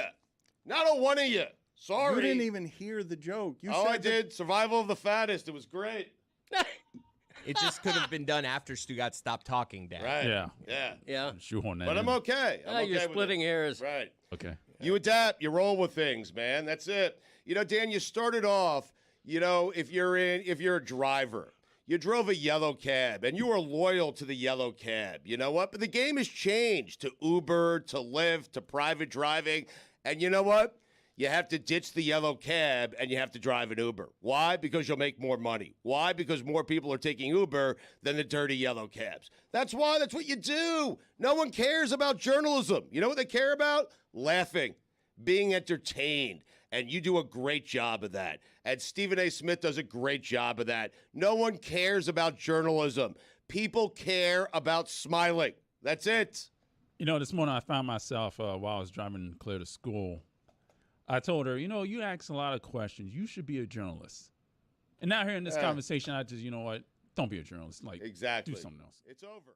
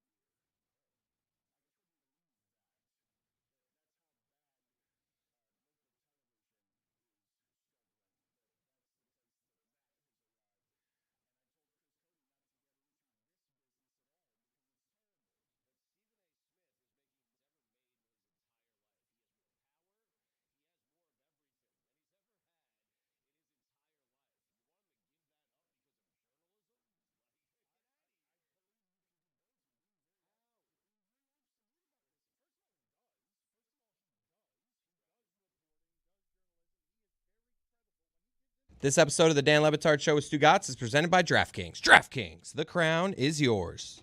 Many years ago, I was talking with Kevin Durant about being tall as a child, and he said that as a fifth grader, he used to pray that every evening that he could be shorter because kids, you know, want to fit in, and he was being gawked at because he was tall, and it felt awkward for him. About a year ago, we talked about a Florida player, a player who had decided to go to Florida, Olivier Roux, who was 7'9", but wasn't one of the top 50 prospects in America, even though he was 7'9". He ended up going to Florida. Florida obviously is good enough to win the tournament this year, a very deep team. He's not playing for that team, but he was cutting the net the other day, and there's video of him cutting the net without having to get on the ladder, where he just reaches up there and cuts the net. There's also video of him on the team plane, a team plane filled with ostensibly other very large people, and he just looks very much bigger than everyone else. And sports is a great confidence builder for a number of people, success in sports. But when I see someone of this height and think of all the things that are problematic, including just trying to take a shower in a hotel room, just any hotel room in America, that person cannot take a shower.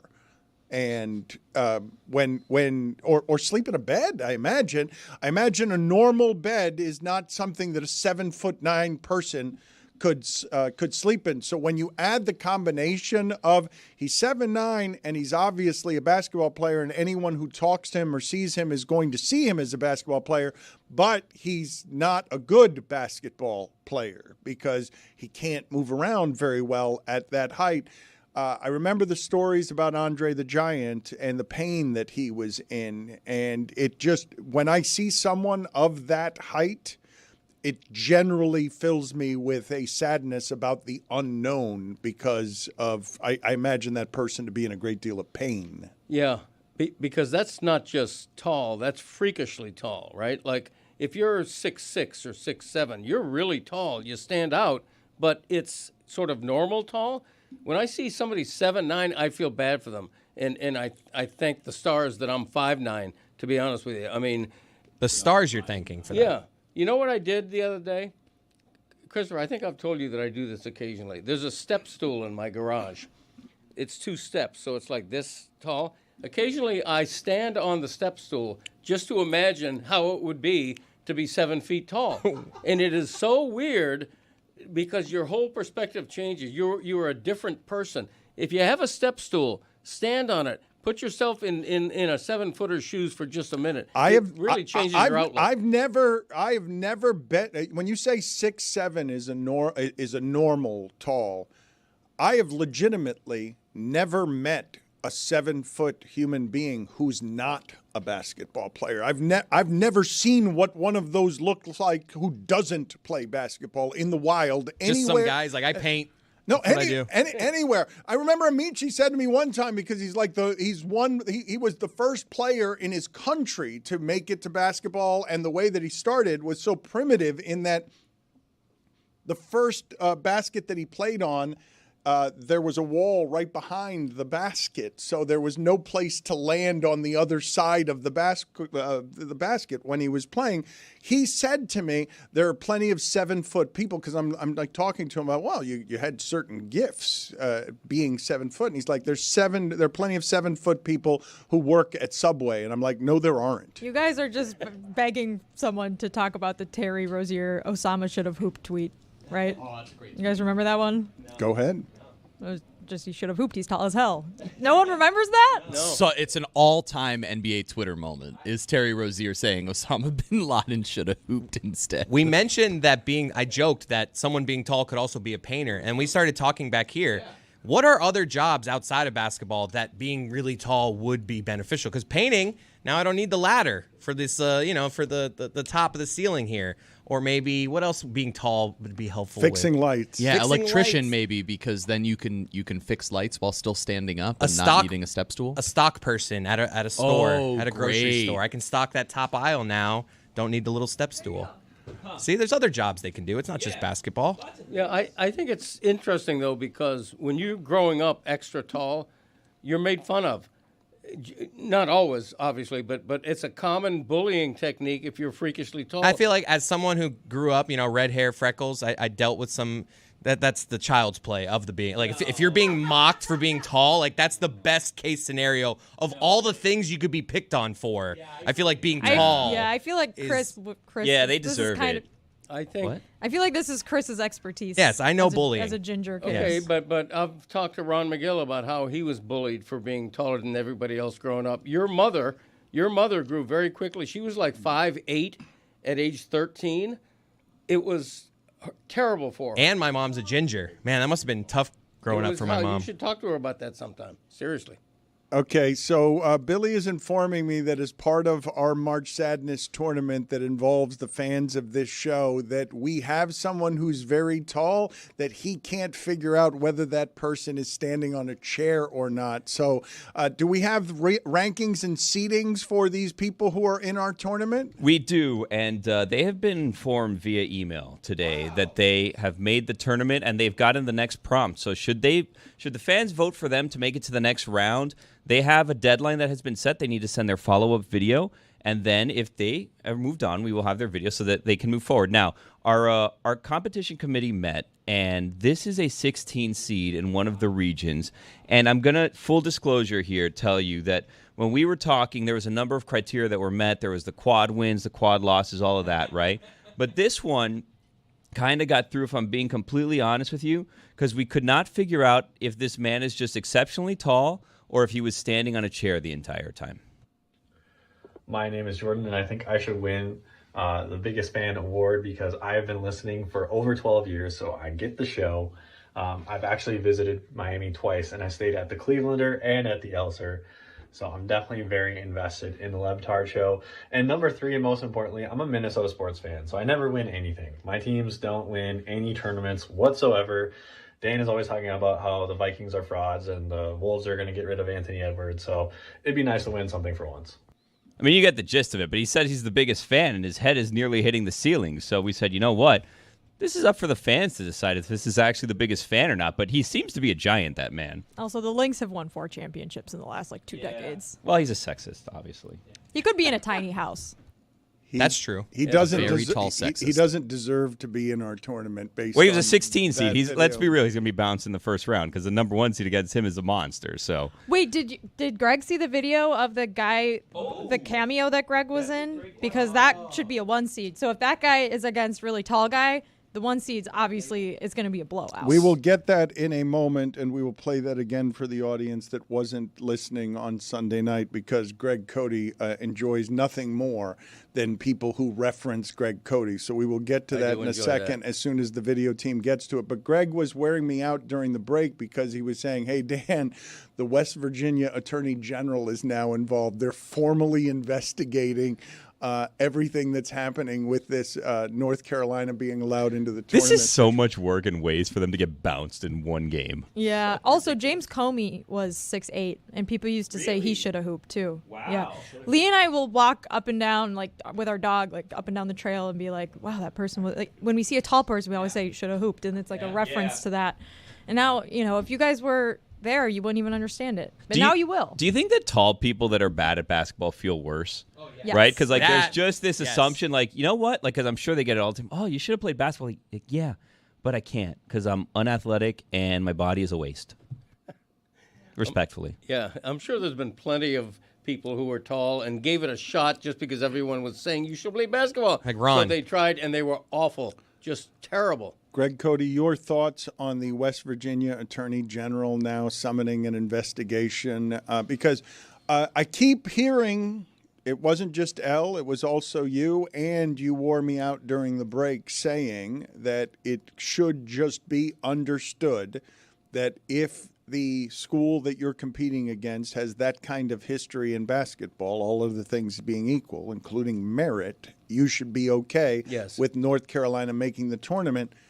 And it's the opinion of someone who doesn't actually care about the team being wronged. Because if it was your team, nobody would be making the argument of, yeah, it's fine. It's not about this season. It's just about, and I'm with you on the idea that much of this is just for television, and you have to understand that it's not about merit. It's about entertainment.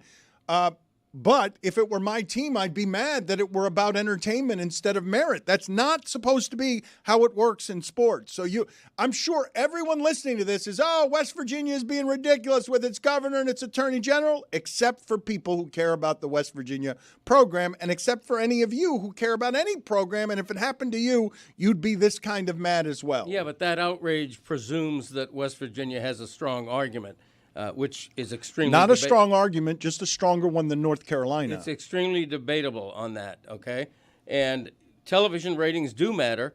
Program heritage does matter. And North Carolina is incomparably higher than West Virginia. The analogy I used when we were talking off air is that if you're the college football playoff committee picking that 12th team and the choices are Alabama and Tulane, that's a no-duh decision, all other things being equal. Again, though, if Jessica's Notre Dame is wronged in that situation, or if Mike's Miami or Billy's FIU or Jeremy's UCF. Well, Mike's Miami was wronged in the women's bracket last year. They're the first team out, and they had some really, really bad losses last year. And it's a field of 68 teams. So it's it's a lot different than college football, where it's 4 teams and now it's 12 teams and there's automatic bids and everything like that. But you're really arguing about a really, really small select number of teams. This is a lot of teams. There's obviously 31 automatic bids, but then there's a bunch of at-large bids, over 30 of them. And it's you got to make some choices. Yeah. Again, though, you guys don't care enough about nobody here cares about West Virginia basketball. Well, I think it's because they're mediocre, right? We're not talking about, again, when we were talking about 4 teams for FSU or UCF, you're talking about undefeated teams that feel they've earned their way to be in a playoff. This is a field of 68. So we're talking about, there are automatic qualifiers. So you're talking about the 44th and 45th best teams in the country, potentially. There's an understanding of, Really, you're going to have gripes over the minutia when we're splitting hairs 45 teams into this field? I understand March Madness's whole thing is anybody can win it because of these one-game samples, but, I mean, what are we really talking about here if you're the governor of West Virginia? Also, more people don't care about West Virginia basketball than do, statistically, in the world. So we represent the majority. And they lost their last game. Had they won, they would have been to a 3-17 team. But I would just say that in the era of gripes, you saying that the minority that feels wronged gets laughed at by the majority, it's why the minority ends up feeling even more alone with their wronged, because no one cares about this enough except for a politician who's out here trying to grandstand. Yes, yes. He does not care about that team either. If we're going to be perfectly agreed. honest, Just cares about his constituency, and it's wise to care about that particular constituency. This is the easiest possible issue for a politician to get behind and summon his attorney general to help him with, because the people. What are you shaking your head no about? It's just this patently ridiculous. L. Duncan agreed with me. It's beneath the office of the governor, and the attorney general was appointed by the governor, so that's his puppet, just moving like a marionette to whatever the governor says. It's a waste of taxpayer money. Like Jeremy said, you're talking about the 68th spot in the tournament. It's not even worth any outrage whatsoever. Just grow up, take defeat. You lost to a 3-17 team. Zip your lip. Move on. A second zip your lip. Yeah, I don't say that nearly enough. Mm-hmm. Okay, and another thing is that somebody mentioned the 35th ranked education system in the United States. How about turn your attention to that and don't worry about the Mountaineers? Right. There you go, Greg. Okay, very good. Greg's got a lot of opinions. I want to get to most of them. I also want to get to updating our tournament, which we will do in a second. But I wanted to put before you guys some information that I did not have, I did not know before yesterday. Sean Baker, the director of Honora that won so many Oscars, and also the director of The Brutalist, whose name escapes me right now. Both of these people have said, this stunned me, that the Hollywood film market and independent movie making has taken such a hit in the streaming age. The business of it has taken such a hit where DVD sales and money you can make after making a movie is no longer available. Both of them have said they're broke, that they didn't make any money on those movies. That the director of The Brutalist told Mark Maron, I made $0 making that movie, and Sean Baker is saying something very similar. I could not believe that the industry, that independent movie making is in such peril that Honora, which costs $6 million to make, is unable to pay Sean Baker what he believes is, never mind a decent wage for an obsessive project that requires a number of hours, but that you're talking about people who are struggling to get any kind of paycheck for exemplary work. I knew the movie making industry was in some peril. I knew it was hard to make independent films. I did not know that both people who had made the best film of the year would be saying, hey, $0 or close to broke. But like when you do independent films, that's always kind of been how it works, right? Like you never really make a ton of money off of independent movies, and if you're the director and you direct an independent film with such acclaim, that's how you kind of get your name out there, and then you move on to less artful projects where you make the money. Like now he'll be doing a Spider-Man movie or something in the future, and he'll make $800 zillion. And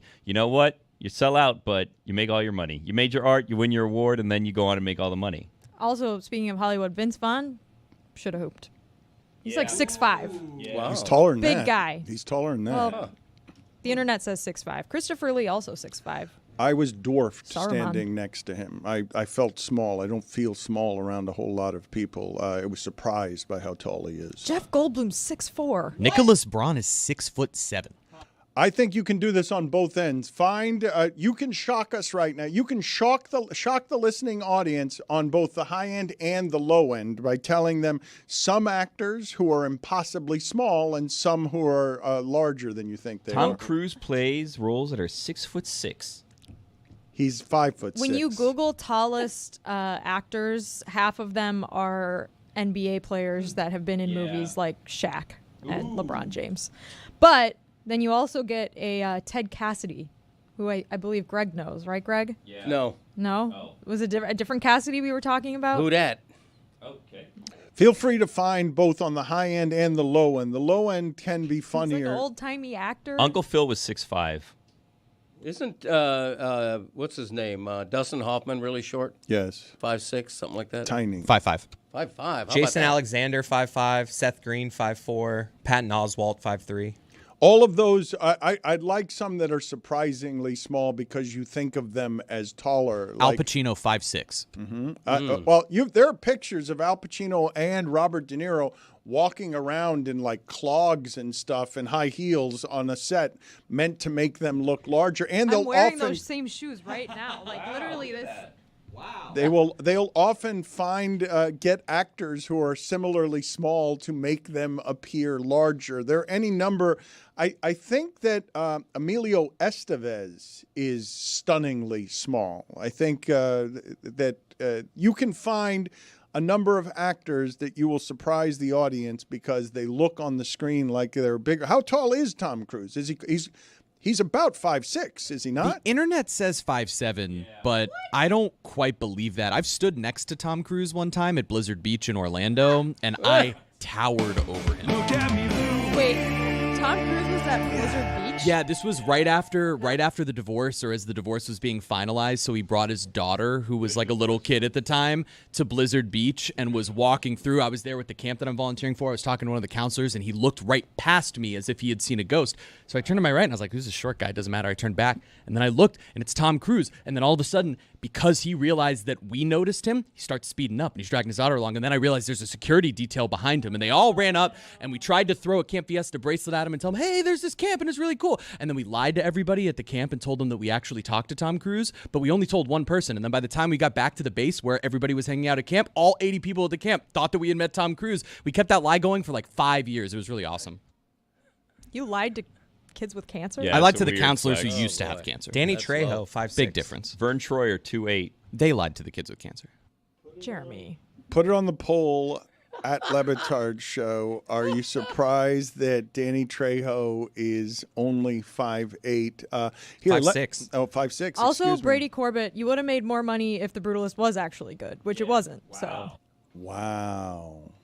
Let's play for Greg Cody what promises to be, or I'm assuming already is, a number 1 seed in this tournament. And just please put in picture the look on Greg Cody's face so you can see how radiant he will get at any mention of his name or any reference that is anywhere near him. Why do I deserve the crown for this year's March Sadness? Well, if I've learned anything watching the show, it's always side with Greg Cody. So I spent a lot of money on Cameo for this endorsement. I hope you like it. Who needs me? It's the manager of the Lobos. Just want to support this guy because he gave me money through Cameo. And I do want to say, in all seriousness, back in my day, we used to take our alley. It's Dan, Stu, and Greg Cody on ESPN. Billy, how many more tournament teams do you want to unveil to the audience? Have you have already got the 68 videos? You've organized them? Yeah, we've organized, we've ranked, and we've informed the 64 teams that made the tournament. So they'll know, and fan voting will start. I believe we're trying to go along Thursday, Friday, Saturday, Sunday. 64, schedule. not 68. Well, yeah, because then we'd have to add an extra round. Dan, you don't want to know the logistics of this whole thing. Trust me. I really don't. 64 and it's one of the rare instances when I do trust you. Yeah, well. Anywho, so here's another one of our submissions. I'm not going to tell you the number or the rankings, but this is another submission to the tournament. When, again, was asked, why should you watch a game with Dan? Dan is talking to Vince Wilfork today. So many things that he wants much to say. Then he asked about his wife, Bianca. I just got a brand new wife tonight. Don't ask me about my old wife tonight. Trying to stop Dan's face from reddening. The silence from Will Fork is deadening. Dan just made an ass out of himself. I love him. I still hear the echoing laughter of Vince Wilfork and his new wife in the New Orleans airport outside of the bathroom when they saw me. So if you'd like, we have another one here. Again, the question was, why should you watch the game with Dan, or why are you the show's biggest fan? And here was another submission. You and me, Dano, talking about your great turn on phrases or eating your fantastic popcorn. We can talk about how the band Korn popped back in 1999. How the media game has changed since then. Media, me, dia, my day. Back in my day, getting your jersey retired meant something. Retired? Reed tired? Is Eric Reed tired of Greg Cody trying to make fun of him? Hymns. Like what they sing in churches or cathedrals. The cathedral of sports. What journalists are trying to save, running around like freaks on a leash. The song that popped Korn. Well written. Wow! Nice. A poet! I need to text Charlie Kravitz right now. Greg, how do you feel?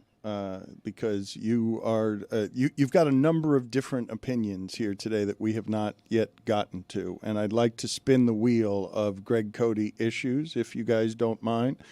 I'd like to spin the wheel right now, and I will tell you what it is that's on the wheel. We've got Tommy John is on the wheel, the NIT tournament. Aaron Rodgers is on the wheel. Let's see what it lands on.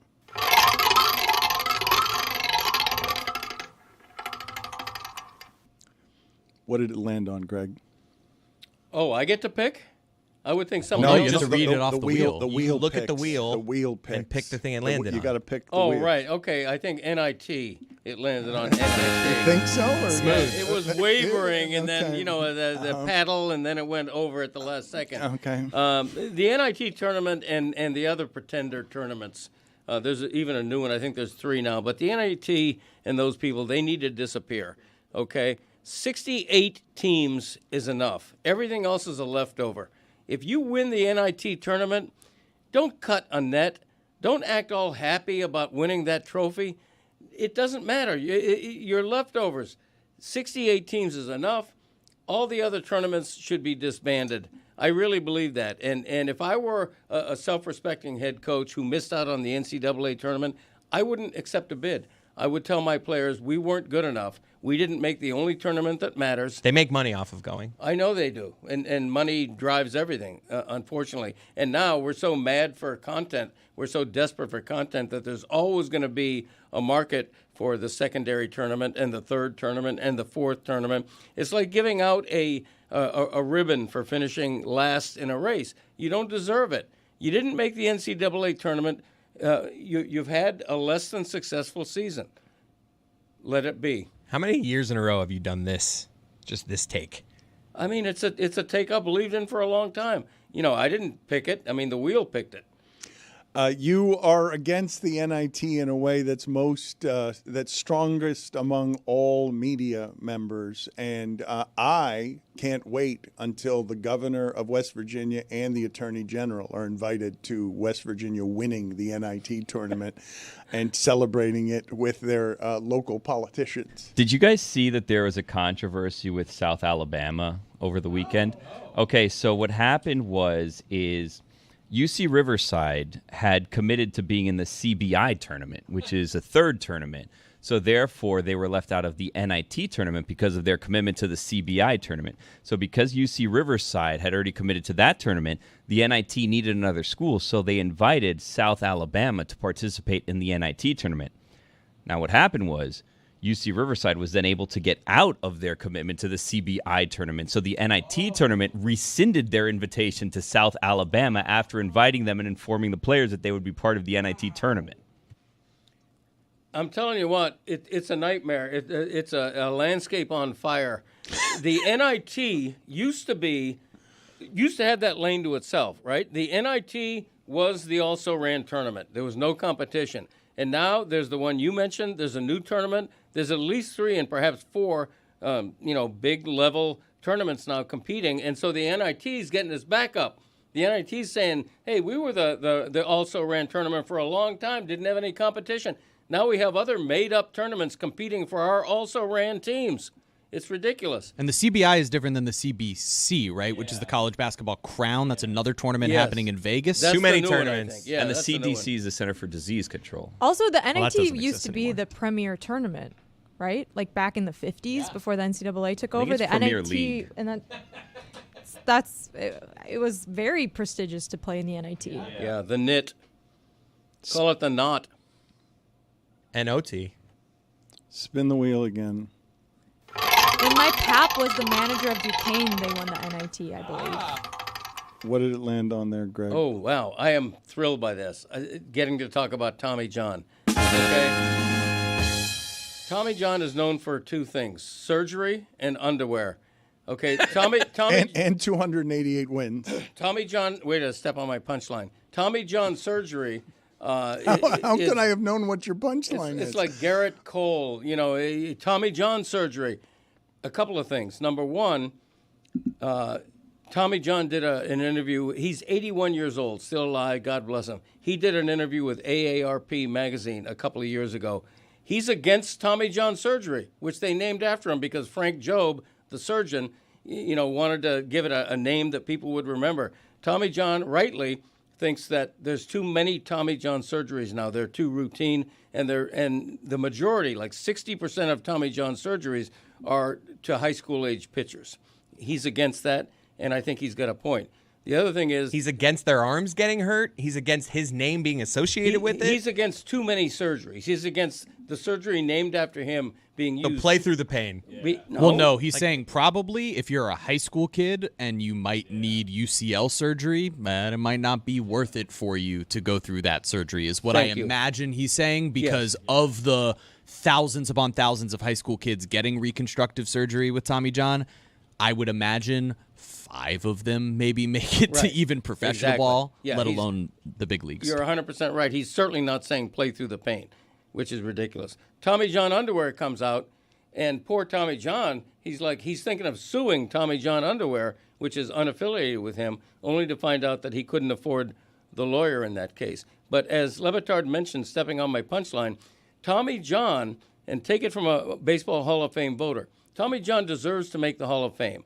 The only other pitcher since 1900 with that many pitching wins not to be in the Hall of Fame is Roger Clemens because of steroids. So Tommy John is Hall of Fame worthy on just about every level. His career ERA is like 3.3, which is really, really good. So instead of just knowing him for surgery and underwear, put this man in the Hall of Fame while he's still alive. Did you guys notice? I don't know if this story is something that has gotten traction or if it's something that's happening outside of South Florida. But my wife was very confused recently because it is taking her months to try and get a DMV appointment. That one of the things that's happening with all of the chaos in some American systems failing and the government being actively broken, the DMV is not functioning correctly. But now people have done some reporting to find out what's happening there. The appointments, the free appointments, are being booked by people who are affiliated with like the driver's school or the traffic school, and then the appointments are being scalped. If you want to get a free appointment at the DMV, you have to pay someone who is hogging the appointments because there are scalpers who are taking the DMV appointments and then putting them on the secondary market so that you have to pay for them. Genuinely, it's insane. And if you have to go to the DMV in Miami, good luck. Lehman drove to Vero Beach twice last year to get his car registered. That's like a 150-mile drive both ways. That's where Wild Bill's from. We could not get an appointment at the DMV here. It's crazy. I just did not have a circumstance in any scenario non-apocalyptic where DMV would be something that I have to pay for because people are scalping DMV reservations. Is that only because we're a corrupt banana republic, or is this happening throughout the country with DMV? Well, you can also just wait like 3 weeks. Like you just make the appointment and you wait. There were like no appointments. I drove to the Keys when I needed to renew my passport. Made a day out of it. But Went like, to if you Jimmy want to go to Johnson's, the Big one at Chill. like Magic City, you can't get an appointment. Like the last time I tried, which was like 2 or 3 You years guys ago. need to know a person.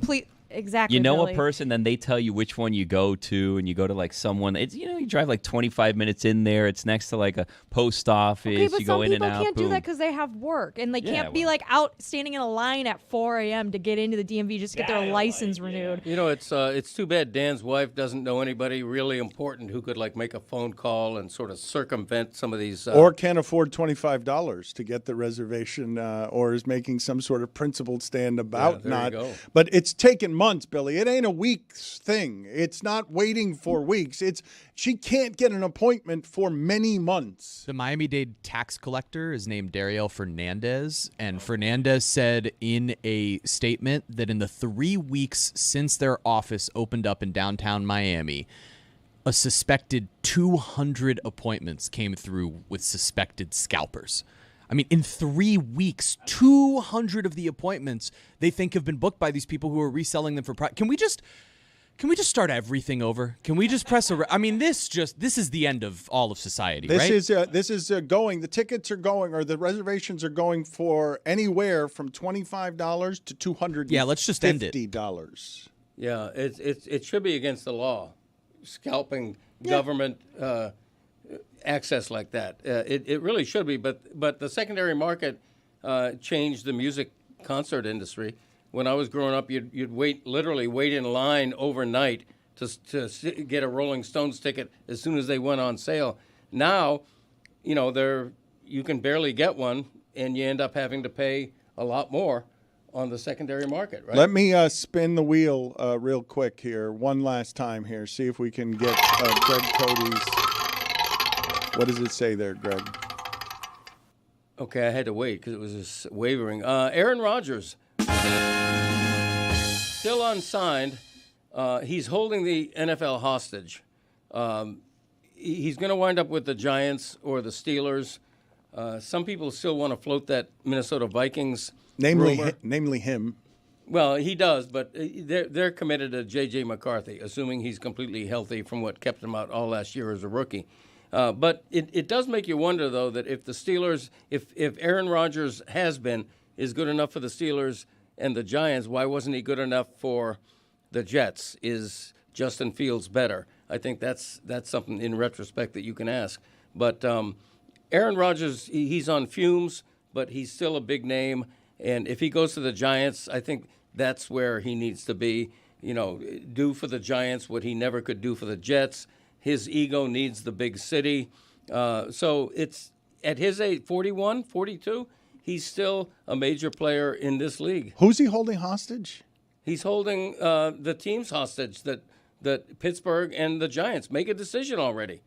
Make a decision. They need to move on before the draft's right around the corner. Make a decision so that the team you don't pick can move on. Why wouldn't he just try and wait out the preferred option of Minnesota? Why would he, so he can stop inconveniencing you, and you can because you're accusing him.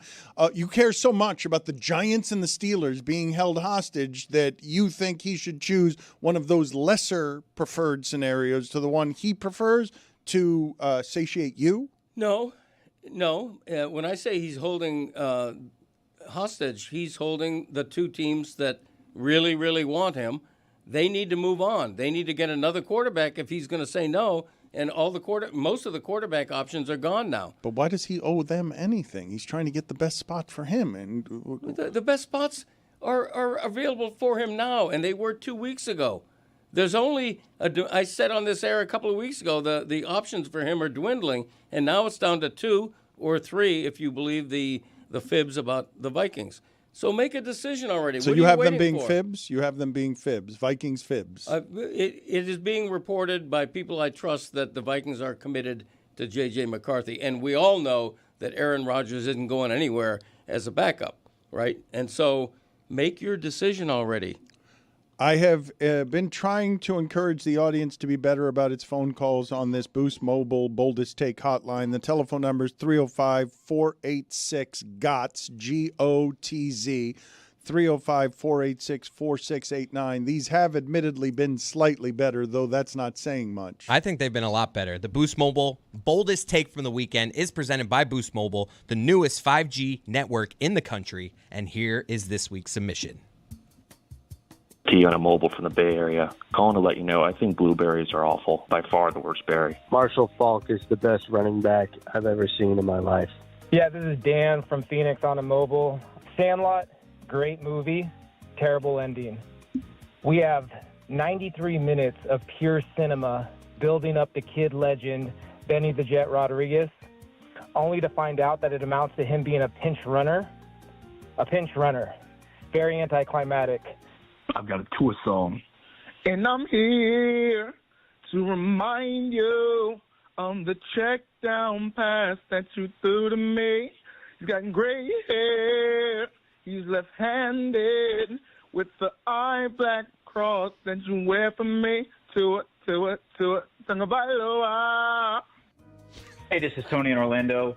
My hot take is we should not be able to get speeding tickets from cameras. Police officers should have to catch us breaking the law in order to give me a ticket. I'll hang up and listen. I want more Jim Larinaga. This is B Green, first time, last time. And this is my limited fake, Patrick Warburton, as Joe from Family Guy. Hey, Peter! The greatest mysteries known to man. The origin of life, quantum physics, how Tommy Tuberville beat Alabama 5 times in a row. Yup, Jay on the mobile from Toronto. Fake limited. Dan Le Batard! But Stugotz,